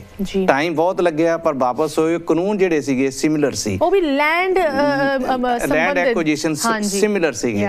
ਤੇ ਇਸ ਤੋਂ ਬਿਨਾਂ ਅਸੀਂ ਪੰਜਾਬੀ ਸ਼ਾਇਦ ਕਿਉਂਕਿ ਅੱਜ ਅਸੀਂ ਪੰਜਾਬ ਤੇ ਹਰਿਆਣੇ ਦੇ ਵਿੱਚ ਵੰਡ ਲਿਆ, ਪੰਜਾਬ ਨੂੰ ਹਰਿਆਣਾ ਹਿਮਾਚਲ 'ਚ ਵੰਡ ਲਿਆ, ਪਰ ਅਗਰ ਅਸੀਂ ਪੰਜਾਬ ਦੀ ਦੇਣ ਕਿਸਾਨੀ ਲਈ ਕਰੀਏ ਤੇ ਸਾਰਿਆਂ ਨੂੰ ਵੱਡੀ ਦੇਣ ਆ ਸਰ ਛੋਟੂ ਰਾਮ ਦੀ, ਜਿਨ੍ਹਾਂ ਨੂੰ ਅੱਜ ਸਾਡੇ ਜਿਹੜੇ ਬਹੁਤੇ ਨੇ ਕਹਿੰਦੇ ਜੀ ਉਹ ਹਰਿਆਣੇ ਤੋਂ ਨਹੀਂ, ਉਹ ਹਰਿਆਣੇ ਤੋਂ ਨਹੀਂ, ਉਹ ਪੰਜਾਬ ਤੋਂ ਸੀ। ਅਗਰ ਉਹਨਾਂ ਦੀ ਤੁਸੀਂ ਪਿਕਚਰ ਦੇਖੋ, ਉਹਨਾਂ ਦੇ ਚਿੱਟੀ ਪੱਗ ਬੰਨੀ ਹੁੰਦੀ ਸੀ। ਤੇ ਜਿਹੜੇ ਸਰ ਛੋਟੂ ਰਾਮ ਸੀ ਉਹ ਜਿਹੜੇ ਸੀ ਪੇਸ਼ੇ ਤੋਂ ਵਕੀਲ ਸੀ, ਪੜ੍ਹੇ ਲਿਖੇ ਸੀ, ਵਕੀਲ ਸੀ। ਜਦੋਂ ਉਹਨਾਂ ਨੇ ਵਕਾਲਤ ਸ਼ੁਰੂ ਕੀਤੀ ਤਾਂ ਉਹਨਾਂ ਨੇ ਇਹ ਦੇਖਿਆ ਵੀ ਵਕਾਲਤ ਦੇ ਨਾਲ ਤੇ ਮੈਂ ਕੁਝ ਕੁ ਲੋਕਾਂ ਦਾ ਫਾਇਦਾ ਕਰ ਸਕਦਾ, ਪਰ ਮੈਨੂੰ ਹੋਰ ਜ਼ਿਆਦਾ ਫਾਇਦਾ ਕਰਨੀ ਆ। ਤਾਂ ਉਹਨਾਂ ਨੇ 1929 ਦੇ ਵਿੱਚ ਅੰਗਰੇਜ਼ ਸਰਕਾਰ ਦੇ ਨਾਲ ਐਜੀਟੇਸ਼ਨ ਸ਼ੁਰੂ ਕੀਤਾ ਤੇ ਉਹਨਾਂ ਨੇ 1929 ਦੇ ਵਿੱਚ ਰੋਇਲ ਐਕਟ ਆਇਆ। ਰੋਇਲ ਐਕਟ ਦੇ ਰਾਹੀਂ ਇਹ ਮੰਡੀਕਰ ਸਿਸਟਮ ਪੰਜਾਬ ਦੇ ਵਿੱਚ ਬਣਿਆ। ਕਿਉਂਕਿ ਉਸ ਤੋਂ ਪਹਿਲਾਂ ਜਿਹੜਾ ਮੈਂ ਇੱਕ ਸਰੋਤਿਆਂ ਨਾਲ ਹੋਰ ਗੱਲ ਬੜੀ ਸ਼ੇਅਰ ਕਰਾਂਗਾ, ਇਹਨੂੰ ਚਾਹੇ ਕੁਝ ਸਰੋਤੇ ਥੋੜੇ ਡਿਸਐਗਰੀ ਵੀ ਹੋ ਜਾਣ ਇਹਦੇ ਨਾਲ, ਕਿਉਂਕਿ ਜਿਹੜਾ ਇੰਡੀਆ ਦੇ ਵਿੱਚ ਸਿਸਟਮ ਆ ਉਹ ਕਿਤੇ ਨਾ ਕਿਤੇ ਜਿਹੜਾ ਹੋਏਗਾ ਮਨੂ ਸਿਮਰਤੀ ਮੁਤਾਬਕ ਵੰਡਿਆ ਹੋਇਆ।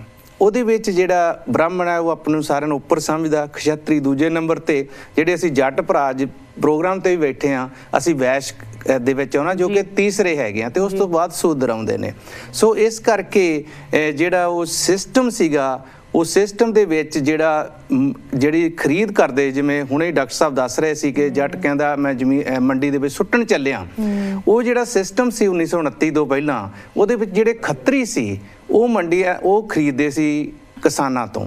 ਪਰ ਛੋਟੂ ਰਾਮ ਨੇ ਦੇਖਿਆ ਵੀ ਜਿਹੜੇ ਖੱਤਰੀ ਹੈਗੇ ਇਹ ਬੜੀ ਲੁੱਟ ਖਸੁੱਟ ਕਰਦੇ ਆ, ਕਿਉਂਕਿ ਉਸ ਵੇਲੇ ਜਿਹੜੇ ਜ਼ਿਮੀਂਦਾਰ ਸੀ ਉਹ ਵੀ 3 ਹਿੱਸਿਆਂ 'ਚ ਵੰਡੇ ਹੋਏ ਸੀ। ਇੱਕ ਤਾਂ ਜਿਹੜੇ ਬਹੁਤ ਤਕੜੇ ਜ਼ਿਮੀਂਦਾਰ ਸੀ ਉਹ ਖੱਤਰੀਆਂ ਕੋਲੇ ਆਪਣੀ ਐਗਰੀਕਲਚਰ ਪ੍ਰੋਡਕਸ਼ਨ ਛੱਡੇ ਆਉਂਦੇ ਸੀ, ਉਹ ਦਿੰਦੇ ਕੁਛ ਨਹੀਂ ਸੀ ਕਿਉਂਕਿ ਉਹ ਵੱਡੇ ਜ਼ਿਮੀਂਦਾਰ ਸੀ ਤੇ ਉਹਨਾਂ ਨੂੰ ਮੁੱਲ ਮਿਲ ਜਾਂਦਾ ਸੀ ਨਾ ਕਿਤੇ ਨਾ ਕਿਤੇ। ਪਰ ਜਿਹੜੇ ਛੋਟੇ ਜ਼ਿਮੀਂਦਾਰ ਸੀ ਉਹ ਹੌਲੀ ਹੌਲੀ ਆਪਣੇ ਜਿਹੜੇ ਪੰਜਾਬ ਦੇ ਪਿੰਡ ਨੇ ਤੁਸੀਂ ਦੇਖੋ, ਖੱਤਰੀਆਂ ਦੀ ਹਰ ਇੱਕ ਪਿੰਡ ਦੇ ਵਿੱਚ ਜ਼ਮੀਨ ਹੁੰਦੀ ਸੀ, ਉਹਨਾਂ ਨੇ ਉਹ ਵਿਆਜ ਦੇ ਵਿੱਚ ਹੀ ਲਈ ਸੀ। ਸੋ ਸਰ ਛੋਟੂ ਰਾਮ ਦੀ ਦੇਣ ਨੂੰ ਅਸੀਂ ਕਦੇ ਨਹੀਂ ਭੁੱਲ ਸਕਦੇ, ਕਿਉਂਕਿ ਉਹਨਾਂ ਨੇ ਐਜੀਟੇਸ਼ਨ ਸ਼ੁਰੂ ਕੀਤਾ। 1929 ਦੇ ਵਿੱਚ ਰੋਇਲ ਐਕਟ ਬਣਿਆ, ਉਹਦੇ ਨਾਲ ਮੰਡੀਕਰਨ ਸ਼ੁਰੂ ਹੋਇਆ ਤੇ ਇਸੇ ਕਰਕੇ ਪੰਜਾਬ ਅੱਜ ਹਰਿਆਣਾ ਕਹਿ ਦਿੰਦੇ ਆ, ਅਸਲ Punjab Haryana UP western UP ਜਿਹੜੀ ਹੈਗੀ ਉਹਦੇ ਵਿੱਚ ਮੰਡੀਕਰਨ ਜਿਹੜਾ ਸੀ ਉਹ ਛੋਟੂ ਰਾਮ ਦੀ ਦੇਣ ਸੀ। ਉਸ ਤੋਂ ਬਾਅਦ ਜਿਹੜੀ ਐਮਰਜੈਂਸੀ ਦੀ ਲੜਾਈ ਸ਼ੁਰੂ ਹੋਈ ਆ, ਬਿਨਾਂ ਸ਼ੱਕ ਉਹਨੂੰ ਆਪਾਂ ਪੋਲੀਟੀਕਲ ਪਾਰਟੀ ਦਾ ਕੋਈ ਮੈਂਸ਼ਨ ਨਹੀਂ ਕਰਨਾ, ਉਹ ਵੀ ਪੰਜਾਬੀਆਂ ਦੀ ਜਿੰਨੀ ਦੇਣ ਸੀ ਕਿਸੇ ਦੀ ਨਹੀਂ ਸੀ। ਸੋ ਕੁੱਲ ਮਿਲਾ ਕੇ ਇੰਡੀਆ ਦੇ ਚਾਹੇ ਆਜ਼ਾਦੀ ਦਾ ਵੀ ਹੋਵੇ, ਪਰ ਅੱਜ ਆਪਾਂ ਕਿਸਾਨੀ ਤੇ ਫੋਕਸ ਰੱਖਣਾ।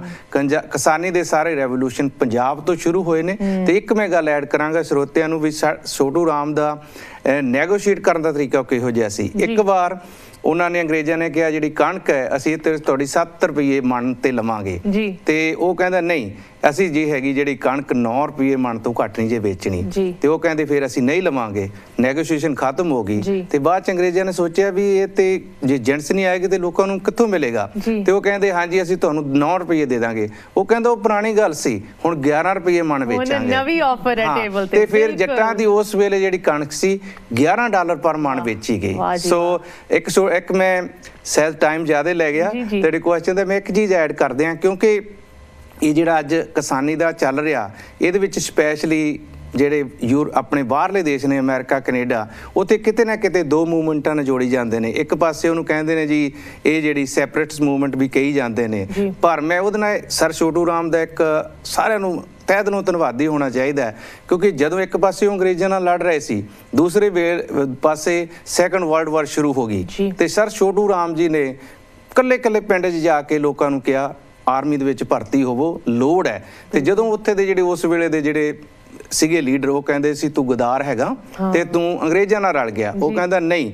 ਸਾਰਿਆਂ ਨੂੰ ਦੂਜੀ ਆਜ਼ਾਦੀ ਦੀ ਗੱਲ ਬਾਅਦ ਚ ਕਰ ਲਾਂਗੇ, ਪਹਿਲਾਂ ਇਕਨੋਮਿਕਲੀ ਆਜ਼ਾਦੀ ਲਈਏ। ਸੋ ਜੱਟਾਂ ਨੂੰ ਇਕਨੋਮਿਕਲ ਆਜ਼ਾਦੀ ਦਿਵਾਉਣ ਵਾਲੇ ਸਰ ਛੋਟੂ ਰਾਮ ਜੀ ਸੀ। Thank you so much Davinder Singh ji, ਤੁਸੀਂ ਕਿੰਨੇ ਕੰਸਾਈਜ਼ ਤਰੀਕੇ ਨਾਲ ਸਾਨੂੰ ਇੰਨੀ ਅਹਿਮੀਅਤ ਦੀ ਗੱਲ ਸਾਡੇ ਨਾਲ ਸਾਂਝੀ ਕੀਤੀ, ਤੇ ਇਹਦੇ ਬਾਰੇ ਮੈਂ ਤੁਹਾਨੂੰ ਹੋਰ ਪੁੱਛਣਾ ਚਾਹੁੰਦੀ ਹਾਂ ਕਿ ਇੱਥੇ ਦੇ ਸਿਸਟਮ ਦੇ ਵਿੱਚ ਇਹ ਕਿਸ ਤਰ੍ਹਾਂ ਲਾਗੂ ਹੁੰਦੀ ਹੈ।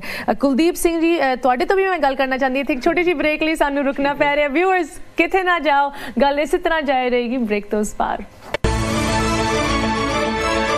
ਬ੍ਰੇਕ ਤੋਂ ਬਾਅਦ ਸਾਰਿਆਂ ਦਾ ਸਵਾਗਤ। ਤੁਸੀਂ ਵੇਖ ਰਹੇ ਹੋ ਅੱਜ ਦਾ ਮੁੱਦਾ। ਪਹੁੰਚੇ ਆ ਮਨਾਸਿਸ ਵਰਜੀਨੀਆ ਤੇ DC ਵਸਦੀ ਹੋਈ ਸਾਡੀ ਪੰਜਾਬੀ ਕਮਿਊਨਿਟੀ ਦੇ ਨਾਲ ਗੱਲ ਹੋ ਰਹੀ ਹੈ। ਕਮਿਊਨਿਟੀ ਦੇ ਲੀਡਰਸ ਥਾਟ ਪ੍ਰੋਵੋਕਿੰਗ ਡਿਸਕਸ਼ਨ ਤੁਹਾਡੇ ਨਾਲ ਸਾਂਝੀ ਕਰ ਰਹੇ ਹੈ। ਮੈਂ ਇੱਕ ਵਾਰੀ ਫਿਰ ਸਾਡੇ ਗੈਸਟ ਨੂੰ ਸਵਾਗਤ ਕਰਨਾ ਚਾਹਾਂਗੀ। ਸਾਡੇ ਨਾਲ ਜੁੜੇ ਹਨ ਡਾਕਟਰ ਜੋਗਿੰਦਰ ਸਿੰਘ ਕੈਰੋ ਜੀ, GNU ਪੰਜਾਬੀ ਡਿਪਾਰਟਮੈਂਟ ਤੋਂ ਰਿਟਾਇਰਡ ਪ੍ਰੋਲਿਫਿਕ ਆਥਰ ਦਵਿੰਦਰ ਸਿੰਘ ਜੀ, ਜੋ ਕਿ ਇੱਥੇ ਦੇ ਸਿੱਖ ਸੈਂਟਰ ਵਰਜੀਨੀਆ ਗੁਰਦੁਆਰੇ ਦੇ ਫਾਊਂਡਿੰਗ ਟਰਸਟੀ ਰਹਿ ਚੁੱਕੇ, ਇੱਥੇ ਦੇ ਲੋਕਲ ਅਮਰੀਕਨ ਪੋਲਿਟਿਕਸ ਸਿਸਟਮਸ ਦੇ ਵਿੱਚ ਬਹੁਤ ਵੱਡੇ ਲੈਵਲ ਤੇ ਇਨਵੋਲਵਡ ਹਨ। ਆਫ ਕੋਰਸ ਕੁਲਦੀਪ ਸਿੰਘ ਮੱਲਾ ਜੀ, ਪ੍ਰਧਾਨ ਪੰਜਾਬੀ ਸੱਭਿਆਚਾਰਕ ਮੰਚ। ਕੁਲਦੀਪ ਜੀ, ਤੁਹਾਡੇ ਨਾਲ ਮੈਂ ਸ਼ੁਰੂਆਤ ਕਰਨਾ ਚਾਹਾਂਗੀ। ਇਸ ਅੰਦੋਲਨ ਨੂੰ ਲੈ ਕੇ ਇੰਨੇ ਲੰਬੇ ਸਮੇਂ ਤੋਂ ਇਹ ਚੱਲ ਰਿਹਾ ਹੈ, ਜੋ ਉੱਥੇ ਵੀ ਬੈਠੇ ਹੈ, ਜੋ ਸਾਡੇ NRI ਇੱਥੇ ਵੀ ਬੈਠੇ ਹੈ, ਜਿਨ੍ਹਾਂ ਦੇ ਦਿਲ ਉੱਥੇ ਜੁੜੇ ਹੋਏ ਹੈ, ਸਾਨੂੰ ਸਾਰਿਆਂ ਨੂੰ ਇੱਕ ਕਿਸਮ ਦੀ ਡਿਸਹਾਰਟਨਡ ਕਦੀ ਕਵਾਰ ਫੀਲਿੰਗ ਆਉਂਦੀ ਕਿ ਇਹਦਾ ਕੀ ਹੱਲ ਹੋਏਗਾ, ਕਿਸ ਪਾਸੇ ਜਾ ਰਿਹਾ ਹੈ। ਬਟ ਤੁਸੀਂ ਇੱਕ ਪੋਜ਼ਿਟਿਵ ਇਸ ਕਨਵਰਸੇਸ਼ਨ ਦੇ ਵਿੱਚ ਆਪਣਾ ਪੁਆਇੰਟ ਰੱਖਣਾ ਚਾਹੁੰਦੇ ਹੋ। ਕੁਲਦੀਪ ਜੀ, ਕੀ ਤੁਸੀਂ ਸਾਡੇ ਨਾਲ ਸ਼ੇਅਰ ਕਰਨਾ ਚਾਹੋਗੇ? ਅਸ਼ਮਿਤਾ ਜੀ, ਤੁਹਾਡਾ ਤੇ ਜਸ ਪੰਜਾਬੀ TV ਦਾ ਇੱਥੇ ਆਉਣ ਤੇ ਬੜਾ ਧੰਨਵਾਦ ਹੈ ਤੁਹਾਡਾ। ਪੰਜਾਬ ਜਿਹਨੂੰ ਕਹਿੰਦੇ ਜੀ, ਇਹ ਪੰਜਾਬ ਦੇ ਜੰਮਿਆਂ ਨੂੰ ਨਿੱਤ ਮਹਿਮਾ ਹੈ ਜੀ, ਪੰਜਾਬ ਦੇ ਜੰਮਿਆਂ ਨੂੰ ਨਿੱਤ ਮਹਿਮਾ। ਇਹ ਜਿਹੜੀ ਐਜੀਟੇਸ਼ਨ ਹੈ, ਪਹਿਲੀ ਐਜੀਟੇਸ਼ਨ ਨਹੀਂ, ਅਸੀਂ ਸਾਡੀ ਉਮਰ ਔਰ ਉਸ ਤੋਂ ਪਹਿਲਾਂ ਵੀ ਅਸੀਂ ਬਜ਼ੁਰਗਾਂ ਕੋਲੋਂ ਸੁਣਦੇ ਰਹੇ ਹਾਂ, ਪਤਾ ਨਹੀਂ ਕਿੰਨੀਆਂ ਐਜੀਟੇਸ਼ਨਾਂ ਲੱਕੀਲੀ ਚੱਲੀਆਂ ਉਹ ਪੰਜਾਬ ਤੋਂ, ਕਿ ਪੰਜਾਬ ਐਸੀ ਉਹਦੀ ਜਿਹੜੀ ਸਥਿਤੀ ਹੈਗੀ ਆ, ਉਹਦੀ ਜੀਓਗ੍ਰਾਫੀ ਪੰਜਾਬ ਦੀ ਐਸੀ ਹੈ ਵੀ ਕਿ ਦੈਟ ਇਜ਼ ਅ ਗੇਟਵੇ। ਜਿੰਨੇ ਵੀ invaders they came from the other side. So ਮਤਲਬ ਪਹਿਲਾਂ ਉਹ ਪੰਜਾਬ ਦੇ ਵਿੱਚ ਹੀ ਆਉਂਦੇ ਰਹੇ ਆ। ਇਹ ਪੰਜਾਬ ਦੇ ਲੋਕ ਮਤਲਬ ਚੱਲਦੇ ਰਹੇ ਕਸ਼ਟ। ਇਹ ਜਿਹੜਾ ਮੋਰਚਾ ਸ਼ੁਰੂ ਹੋਇਆ 5-6 ਮਹੀਨੇ ਹੋ ਗਏ, ਵੈਸੇ ਤਾਂ 3-4 ਮਹੀਨੇ ਹੋ ਗਏ ਇੱਥੇ ਆਪਣੇ ਇਸ ਬਾਰਡਰ ਤੇ ਬੈਠਿਆਂ ਨੂੰ, ਤੇ ਬਹੁਤ ਠੀਕ ਠਾਕ ਚੱਲ ਰਿਹਾ ਹੈ। ਲੇਕਿਨ ਵੱਡੀ ਇਹਦੀ ਚੀਜ਼ ਹੈਗੀ ਆ, ਸਭ ਤੋਂ ਖੂਬਸੂਰਤ ਚੀਜ਼ ਹੈ ਵੀ ਅੱਜ ਇਹ ਜਿਹੜਾ ਮੋਰਚਾ ਹੈਗਾ, ਇਹ ਇੰਡੀਆ ਲੈਵਲ ਤੇ ਨਹੀਂ, ਜਦਕਿ ਦੁਨੀਆ ਦੇ ਕਿਸੇ ਮੁਲਕ ਦੇ ਵਿੱਚ ਕੋਈ ਐਸਾ ਕੋਈ ਬੰਦਾ ਹੋਏਗਾ ਨਹੀਂ, ਕੋਈ ਚੈਨਲ ਨਹੀਂ ਹੋਏਗਾ ਜਿਹੜਾ ਇਸ ਬਾਰੇ ਜਾਣਦਾ ਨਹੀਂ ਹੋਏਗਾ ਵੀ ਪੰਜਾਬ ਦੇ ਵਿੱਚ ਕੀ ਹੋ ਰਿਹਾ। ਹਾਂਜੀ, ਇਹਦੀ ਜਿਹੜੀ ਸ਼ੁਰੂਆਤ ਹੈਗੀ ਆ ਉੱਥੋਂ ਹੀ ਹੋਣੀ ਸੀ, ਪੰਜਾਬ ਦੇ ਵਿੱਚ ਹੀ। ਹੋਰ ਮਤਲਬ ਸੋਚਿਆ ਨਹੀਂ ਜਾ ਸਕਦਾ ਸੀ ਇੰਨੇ ਵੱਡੇ ਲੈਵਲ ਤੇ ਕੋਈ ਹੋਰ ਸਟੇਟ ਇਸ ਮੁੱਦੇ ਨੂੰ ਚੱਕਦੀ। ਹੁਣ ਉਹਦੇ ਨਾਲ ਚਲੋ ਪੰਜਾਬ ਦੇ ਨਾਲ ਹਰਿਆਣਾ ਰਲਿਆ ਹੈਗਾ, ਰਾਜਸਥਾਨ ਹੈਗਾ, ਉੱਤਰ ਪ੍ਰਦੇਸ਼ ਹੈਗਾ, it's going bigger and bigger ਹੈ ਜੀ। ਲੇਕਿਨ ਇਹਨਾਂ ਮੋਰਚਿਆਂ ਵਿੱਚ ਇਹ ਜਿਹੜੇ ਐਜੀਟੇਸ਼ਨ ਆ, they do not come to an end within just week or 2। ਇਹ ਬੜਾ ਦੇਰ ਚੱਲਣਗੀਆਂ, but we need to be very very patient. ਉੱਥੇ ਪੇਸ਼ੈਂਸ ਦੀ ਜਿਹੜੀ ਹੈਗੀ ਆ ਉਦਾਹਰਨ ਉੱਥੇ ਦੇਖ ਸਕਦੇ ਆ ਤੁਸੀਂ।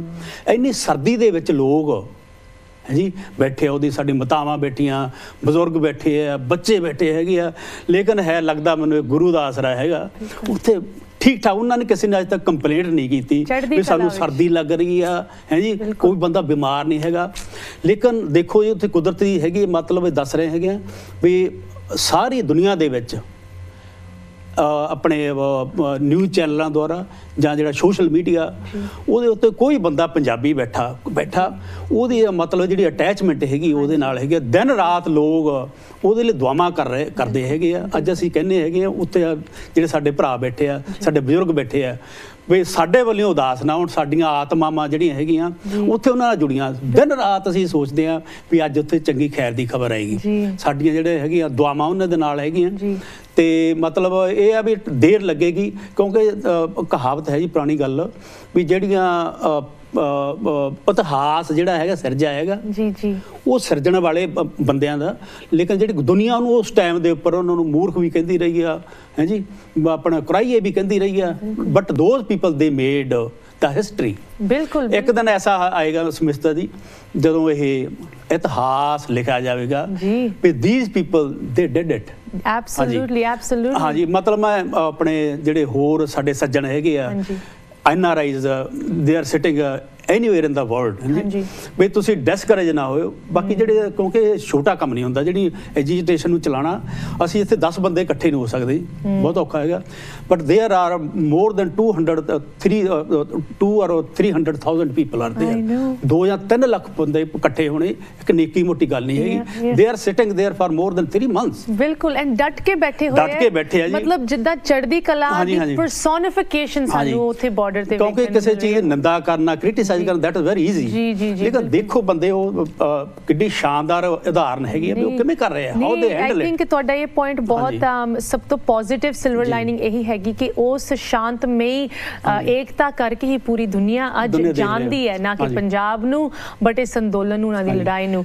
ਦਵਿੰਦਰ ਸਿੰਘ ਜੀ, ਮੈਂ ਤੁਹਾਡੇ ਨਾਲ ਰੀਲੀ ਕੁਇਕਲੀ ਸਾਨੂੰ ਇੱਕ ਕੰਪੈਰੀਜ਼ਨ ਬਹੁਤ ਵੇਖਣ ਨੂੰ ਮਿਲਦਾ। ਤੁਸੀਂ ਇੱਥੇ ਦੇ ਅਮਰੀਕਨ ਸਿਸਟਮ ਦੇ ਵਿੱਚ ਬਹੁਤ ਡੀਪਲੀ ਇਨਵੋਲਵਡ, ਉਹਦੀ ਜਾਣਕਾਰੀ ਤੁਸੀਂ ਰੱਖਦੇ ਹੋ ਕਿ ਇਹ ਜੋ ਇਹ 3 ਬਿੱਲ ਹਨ ਇਹ ਤਾਂ ਅਮਰੀਕਾ ਜਾਂ ਯੂਰਪ ਵਾਲੇ ਮਾਡਲ ਨੂੰ ਫੋਲੋ ਕਰ ਰਹੇ, ਉਹ ਸੇਮ ਟੂ ਸੇਮ ਹੈਗੇ, ਹੈ ਨਾ, ਬਟ ਇਹਦੇ ਬਾਰੇ ਤੁਹਾਡਾ ਕੀ ਕਹਿਣਾ ਹੈ? ਇਹ ਜਿਹੜੇ ਤਿੰਨੇ ਬਿੱਲ ਨੇ ਦੇ ਵਿੱਚ ਕੋਈ ਸ਼ੱਕ ਨਹੀਂ ਹੈ, ਯੂਰਪ ਦੇ ਵਿੱਚ ਇਹ ਫੇਲ ਮਾਡਲ ਹੈ, ਅਮਰੀਕਾ ਦੇ ਵਿੱਚ ਵੀ ਇਹ ਮਾਡਲ ਫੇਲ ਹੋ ਗਿਆ। ਕਿਉਂਕਿ ਅੱਜ ਅਮਰੀਕਾ ਦੇ ਵਿੱਚ ਤੁਸੀਂ ਅਗਰ ਲੈਂਡ ਦੇਖੋ, ਨੰਬਰ 1 ਜਿਹੜਾ ਫਾਰਮਰ ਹੈਗਾ ਉਹਦੇ ਕੋਲੇ 2,42,000 ਏਕੜ ਜ਼ਮੀਨ ਹੈ ਬਿਲ ਗੇਟਸ ਕੋਲੇ। ਵਾਓ। ਤੇ 2,42,000 ਉਹ ਸੈਂਕੜੇ ਮਾਈਲਸ ਲੰਮੀ ਹੋ ਜਾਂਦੀ। ਨੂੰ ਕੋਈ ਵੀ ਕਿਸਾਨ ਨਹੀਂ ਕਹੂਗਾ, ਨਹੀਂ ਉਹਨੂੰ, ਲੇਕਿਨ ਉਹ ਕਹਿੰਦਾ ਮੈਂ ਕਿਸਾਨ, ਮੇਰੇ ਕੋਲ ਫਾਰਮਿੰਗ ਲੈਂਡ ਹੈਗੀ ਹੈ, ਸਾਰਿਆਂ ਨੂੰ ਵੱਡਾ ਫਾਰਮਰ ਉਹ ਹੈਗਾ।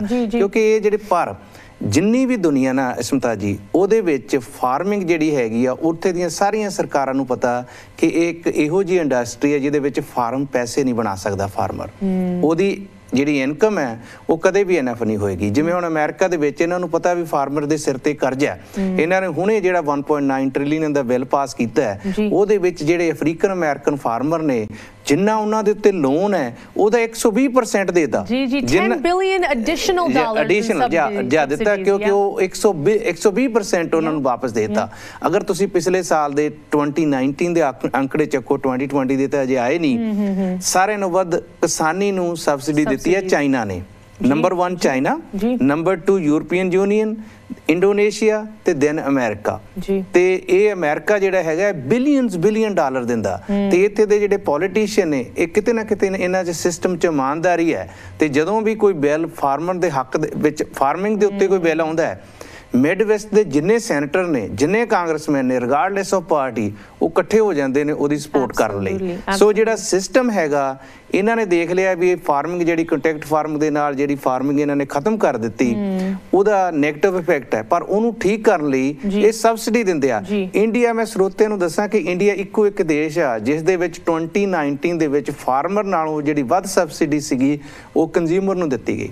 ਹੋਰ ਕਿਸੇ ਦੇਸ਼ ਦੇ ਵਿੱਚ ਦੁਨੀਆ ਦੇ ਵਿੱਚ ਕੰਜ਼ਿਊਮਰ ਨੂੰ, ਕਿਉਂਕਿ ਉੱਥੇ ਉਹਨਾਂ ਨੇ ਚਲਾਇਆ ਦਾਲ ਫ੍ਰੀ, ਆਟਾ ਫ੍ਰੀ ਸਕੀਮ, ਉਹਦੇ ਥੱਲੇ ਉਹਨਾਂ ਨੇ I believe little more than $80 billion ਦੀ ਦੇ ਦਿੱਤੀ, ਪਰ ਫਾਰਮਰਾਂ ਨੂੰ ਕੁਝ ਨਹੀਂ। ਆਈ ਮੀਨ ਦਵਿੰਦਰ ਜੀ, ਇਹਦੇ ਨਾਲ ਤਾਂ ਮਤਲਬ ਤੁਹਾਡਾ ਕਹਿਣ ਦਾ ਭਾਵ ਇਹ ਹੈਗਾ ਕਿ ਯੈਸ, ਤੁਸੀਂ ਅਮਰੀਕਾ ਜਾਂ ਯੂਰਪ ਦੇ ਮਾਡਲ ਨੂੰ ਫੋਲੋ ਕਰਨਾ ਚਾਹੁੰਦੇ ਹੋ, ਬਟ ਪਹਿਲੇ ਉਸ ਲੈਵਲ ਤੱਕ ਤਾਂ ਪਹੁੰਚੋ, ਉਸ ਇਵੋਲਵਡ ਤਰੀਕੇ ਦੇ ਨਾਲ ਤਾਂ ਆਪਣੇ ਫਾਰਮਰਸ ਦੀ ਦੇਖਭਾਲ ਤਾਂ ਕਰੋ ਜਿੱਥੇ ਅਮਰੀਕਾ ਤੇ ਯੂਰਪ ਕਰ ਰਿਹਾ ਹੈ। ਆਈ ਮੀਨ ਨਾ millions, billions of dollars with a B ਦੀ ਸਬਸਿਡੀਜ਼ ਦੀ ਗੱਲ ਹੋ ਰਹੀ ਹੈ। ਜੀ ਤਾਂ ਕਰਦਾ ਕਿ ਡਿਸਕਸ਼ਨ ਮੈਂ ਜਾਰੀ ਰੱਖਾਂ, ਬਟ ਸਮਾਂ ਸਾਨੂੰ ਇਜਾਜ਼ਤ ਨਹੀਂ ਦਿੰਦਾ। ਡਾਕਟਰ ਕੈਰੋ, ਮੈਂ ਤੁਹਾਡੇ ਨਾਲ ਪ੍ਰੋਗਰਾਮ ਦੀ ਅੱਜ ਸਮਾਪਤੀ ਕਰਨਾ ਚਾਹੁੰਦੀ ਹਾਂ। ਤੁਸੀਂ ਸਾਡੇ ਬਜ਼ੁਰਗ, ਸਾਡੇ ਸਿਆਣੇ ਸਰ, ਤੁਸੀਂ ਉੱਥੇ ਵੀ ਹੋ ਕੇ ਆਏ ਹੋ, ਤੁਸੀਂ ਇੱਥੇ ਦੀ ਵੀ ਕਮਿਊਨਿਟੀ ਦੇ ਵਿੱਚ ਇਨਵੋਲਵਡ ਹੋ, ਜਾਣਦੇ ਹੋ ਕਿ NRIs ਕੀ ਕਰ ਰਹੇ ਹੈ। ਤੁਹਾਡੇ ਖਿਆਲ 'ਚ ਕੀ ਫਿਊਚਰ ਹੈ ਇਸ ਅੰਦੋਲਨ ਦਾ, ਕੀ ਭਵਿੱਖ ਹੈਗਾ ਉੱਥੇ ਜੋ ਬੈਠੇ ਹੋਏ? ਪਹਿਲਾਂ ਕਿ ਮੈਂ ਆਪਣੀ ਗੱਲ ਤੁਹਾਡੇ ਸਵਾਲ ਦੇ ਜਵਾਬ ਵਿੱਚ ਕਰਾਂ, ਤੇ ਦਵਿੰਦਰ ਸਿੰਘ ਹੋਣਾ ਨੇ ਬੜੀਆਂ ਮੁੱਲਵਾਨ ਗੱਲਾਂ ਕੀਤੀਆਂ ਨੇ, ਔਰ ਇਹਨਾਂ ਦਾ ਇੱਥੋਂ ਦਾ ਐਕਸਪੀਰੀਅੰਸ ਵੀ ਬੜਾ ਜ਼ਿਆਦਾ, ਔਰ ਪੰਜਾਬ ਦਾ ਵੀ। ਪਰ ਇਹਨਾਂ ਦੀਆਂ 2 ਗੱਲਾਂ ਨਾਲ ਮੈਂ ਸਹਿਮਤ ਨਹੀਂ ਹੈਗਾ ਜੀ। ਇੱਕ ਤੇ ਇਹਨਾਂ ਨੇ ਕਿਹਾ ਵੀ ਜਿਹੜੇ ਵਪਾਰੀ ਵਰਗ ਆ ਉਹ ਖੱਤਰੀ ਨੇ ਜੀ। ਦੂਜਾ ਇਹਨਾਂ ਨੇ ਸ਼ਬਦ ਵਰਤਿਆ ਜੱਟ ਜੀ। ਮੈਂ ਕਹਿੰਦਾ ਵੀ ਇਹ ਹੁਣ ਸਾਨੂੰ ਇਹ ਵੰਡ ਜਿਹੜੀ ਹੈ ਨਾ ਛੱਡ ਦੇਣੀ ਚਾਹੀਦੀ ਆ ਜੀ, ਕਿਉਂਕਿ ਵਪਾਰੀ ਵਰਗ ਵਿੱਚ ਵੀ ਹਰ ਜਾਤ, ਹਰ ਕਿਸਮ, ਹਰ ਬੰਦਾ ਆ ਗਿਆ। ਤੇ ਸਾਨੂੰ ਜੱਟਾਂ ਦੇ ਨਾਲੋਂ ਕਿਸਾਨੀ, ਕਿਉਂਕਿ ਜੱਟਾਂ ਤੋਂ ਬਗੈਰ ਵੀ ਲੋਕ ਕਿਸਾਨੀ ਕਰਦੇ ਆ, ਉਹਨਾਂ ਨੂੰ ਥੋੜ੍ਹੇ ਸੀਮਤ ਨਹੀਂ ਸਾਨੂੰ ਕਰਨਾ ਚਾਹੀਦਾ। ਤੇ ਬਾਕੀ ਇਹਨਾਂ ਦੀ ਇਨਫੋਰਮੇਸ਼ਨ ਤੋਂ ਮੈਂ ਬੜਾ ਪ੍ਰਭਾਵਿਤ ਹੋਇਆ। ਦੂਜੀ ਗੱਲ ਜਿਹੜੀ ਤੁਸੀਂ ਕੀਤੀ ਆ ਉਹਦੇ ਵਿੱਚ ਜਿਹੜਾ ਇਹ ਕਿਸਾਨੀ ਅੰਦੋਲਨ ਸ਼ੁਰੂ ਹੋਇਆ ਪੰਜਾਬ ਤੋਂ, ਉਹਦੇ ਕੁਝ ਕਾਰਨ ਵੀ ਆ। ਅੱਜ ਤੋਂ ਕਾਫੀ ਕੁਝ ਸਾਲ ਪਹਿਲਾਂ ਸਮਝਾਇਆ ਜਾਂਦਾ ਵੀ ਜੱਟ ਬੂਟ, ਆਪਾਂ ਕਹਿੰਦੇ ਹੁੰਦੇ ਸੀ ਜੱਟ ਬੂਟ, ਵੀ ਉਹ ਵਿਚਾਰਾ ਅਨਪੜ੍ਹ ਹੈ, ਉਹਨੂੰ ਪਤਾ ਨਹੀਂ, ਉਹਨੂੰ ਕੱਖ ਨਹੀਂ ਆਉਂਦਾ, ਉਹਨੂੰ ਤਾਂ ਹੈ ਜੋ ਮਰਜ਼ੀ ਕਰ ਲਈ, ਉਹਨੂੰ ਲੁੱਟ ਲਈਏ ਜੋ ਮਰਜ਼ੀ। ਪਰ ਹੁਣ ਜਿਹੜੀ ਆ ਤੀਜੀ ਪੀੜ੍ਹੀ ਆ ਗਈ ਆ ਕਿਸਾਨਾਂ ਦੀ, ਦੇਖੋ ਜੀ ਉਹ ਪੜ੍ਹੇ ਲਿਖੇ ਵੀ ਆ ਔਰ ਉਹਨਾਂ ਨੇ ਵੱਖੋ ਵੱਖਰੇ ਕੋਰਸ ਵੀ ਕੀਤੇ ਆ, ਨਵੀਂ ਇਨਫੋਰਮੇਸ਼ਨ ਟੈਕਨੋਲੋਜੀ ਨਾਲ ਵੀ ਜੁੜੇ ਆ ਜੀ। ਔਰ ਹੁਣ ਉਸ ਤਰੀਕੇ ਨਾਲ ਜੱਟ ਦੀ ਲੁੱਟ ਖਸੁੱਟ ਨਹੀਂ ਹੋ ਸਕਦੀ ਜਿਵੇਂ ਕਿ ਪਹਿਲੇ ਜ਼ਮਾਨਿਆਂ ਵਿੱਚ ਹੁੰਦੀ ਸੀ। ਬਿਲਕੁਲ। ਤੇ ਤੀਜੀ ਗੱਲ ਇਹ ਆ ਵੀ ਇਹ ਜਿਹੜਾ ਸਾਡਾ ਹੈਗਾ ਕਿਸਾਨ ਦਾ ਮੋਰਚਾ, ਇਹ ਕੈਮਿਸਟਰੀ ਦੇ ਹਿਸਾਬ ਨਾਲ, ਜਿਸ ਤਰ੍ਹਾਂ ਤੁਸੀਂ ਐਟਮ ਬੰਬ ਦੀ ਗੱਲ ਕਰਦੇ, ਉਦੋਂ ਜਦੋਂ ਐਟਮ ਤੋੜੀਦਾ ਤੇ ਐਟਮ ਜਿਹੜਾ ਉਹ ਐਟਮ ਬੰਬ ਦੀ એનર્ਜੀ ਨਾਲ ਸਾਰਾ ਵਿਨਾਸ਼ ਕਰਦਾ ਜੀ। ਇਹ ਹੁਣ ਹੋ ਗਿਆ ਵਾ, ਇਹ ਨਿਊਕਲੀਅਰ ਬੰਬ ਵਾਂਗ ਹੁੰਦਾ। ਵਾਓ। ਕਿਉਂਕਿ ਜਦੋਂ ਉੱਥੇ ਬੈਠੇ ਲੋਕ ਵਿਚਾਰ ਸੁਣਦੇ ਆ, ਉਹ ਬੱਚਿਆਂ ਤੋਂ ਲੈ ਕੇ ਵੱਡਿਆਂ ਬਜ਼ੁਰਗਾਂ ਤੱਕ ਉਹਨਾਂ ਦਾ ਸੋਚ ਦਾ ਨਿਊਕਲੀਅਸ ਤੋੜਦੇ ਆ।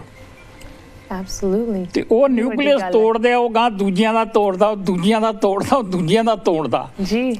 ਇਹ ਜਿਹੜੀ ਪੰਜਾਬ ਵਿੱਚ ਗਿਆਨ, ਖਾਸ ਤੌਰ ਤੇ ਖੇਤੀਬਾੜੀ ਦੇ ਗਿਆਨ ਦਾ ਨਿਊਕਲੀਅਸ ਤੋੜਨ ਵਾਲੀ ਜਿਹੜੀ ਗੱਲ ਆ, ਉਹ ਜਿਹੜੀ ਆ ਕਿਸਾਨ ਮੋਰਚੇ ਨਾਲ ਕੀਤੀ ਆ ਜੀ। ਤੇ ਇਹਦੇ ਜ਼ਰੂਰ ਹੀ ਬਹੁਤ ਵਧੀਆ ਜਿਹੜੇ ਨਤੀਜੇ ਆ ਸਾਹਮਣੇ ਆਉਣਗੇ। ਬਿਲਕੁਲ। ਬਹੁਤ ਬਹੁਤ ਧੰਨਵਾਦ ਤੁਹਾਡਾ। ਬਿਲਕੁਲ, ਥੈਂਕ ਯੂ ਸੋ ਮਚ। ਇੱਕ ਵਾਰੀ ਫਿਰ ਡਾਕਟਰ ਜੋਗਿੰਦਰ ਸਿੰਘ ਕੈਰੋ ਜੀ, ਦਵਿੰਦਰ ਸਿੰਘ ਜੀ ਤੇ ਕੁਲਦੀਪ ਸਿੰਘ ਮੱਲਾ ਜੀ ਸਾਡੇ ਨਾਲ ਜੁੜੇ ਇਸ ਪ੍ਰੋਗਰਾਮ ਦੇ ਇਨ ਸੈਗਮੈਂਟਸ ਦੇ ਵਿੱਚ। ਤੇ ਮੈਂ ਵਿਊਅਰਸ ਨੂੰ ਜਾਂਦੇ ਜਾਂਦੇ ਸਿਰਫ ਇਹੀ ਕਹਿਣਾ ਚਾਹੁੰਦੀ ਹਾਂ, ਜਿਸ ਤਰ੍ਹਾਂ ਡਾਕਟਰ ਸਾਹਿਬ ਨੇ ਕਿਹਾ ਕਿ ਇਸ ਚੀਜ਼ ਦੀ ਜਾਣਕਾਰੀ, ਜਿਸ ਤਰ੍ਹਾਂ ਇਹ ਨਿਊਕਲੀਅਸ ਇੱਕ ਤੋਂ ਇੱਕ ਵੱਧ ਰਿਹਾ ਹੈ, ਉੱਥੇ ਬੱਚੇ ਨੂੰ ਅੱਜ ਪਤਾ ਹੈ ਕਿ ਇਹ ਬਿੱਲ ਕਿਉਂ ਖਰਾਬ ਹਨ ਤੇ ਕਿਉਂ ਇਹਨਾਂ ਤੋਂ ਕਿਸਾਨਾਂ ਨੂੰ ਕਿਸ ਤਰ੍ਹਾਂ ਦਾ ਨੈਗੇਟਿਵ ਇੰਪੈਕਟ ਹੋ ਸਕਦਾ ਹੈ। ਤੇ ਉਹ ਇੰਨੀ ਆਸਾਨੀ ਦੇ ਨਾਲ ਨਾ ਉਹ ਨੈਗੋਸ਼ੀਏਟ ਕਰਨਗੇ, ਉਹਨਾਂ ਨੂੰ ਰਿਪੀਲ ਹੀ ਚਾਹੀਦਾ, ਉਹਨਾਂ ਨੂੰ ਆਪਣੇ ਫਿਊਚਰ ਬਾਰੇ ਪਤਾ ਹੈ ਕਿ ਕੀ ਉਹਨਾਂ ਦਾ ਫਿਊਚਰ ਹੋਲਡ ਕਰ ਸਕਦਾ ਹੈ। ਤੇ ਇਹਦੇ ਵਿੱਚ ਸਾਡੇ ਸਾਰਿਆਂ ਦਾ, NRIs ਦਾ ਵੀ ਦੇਣ ਹੈ।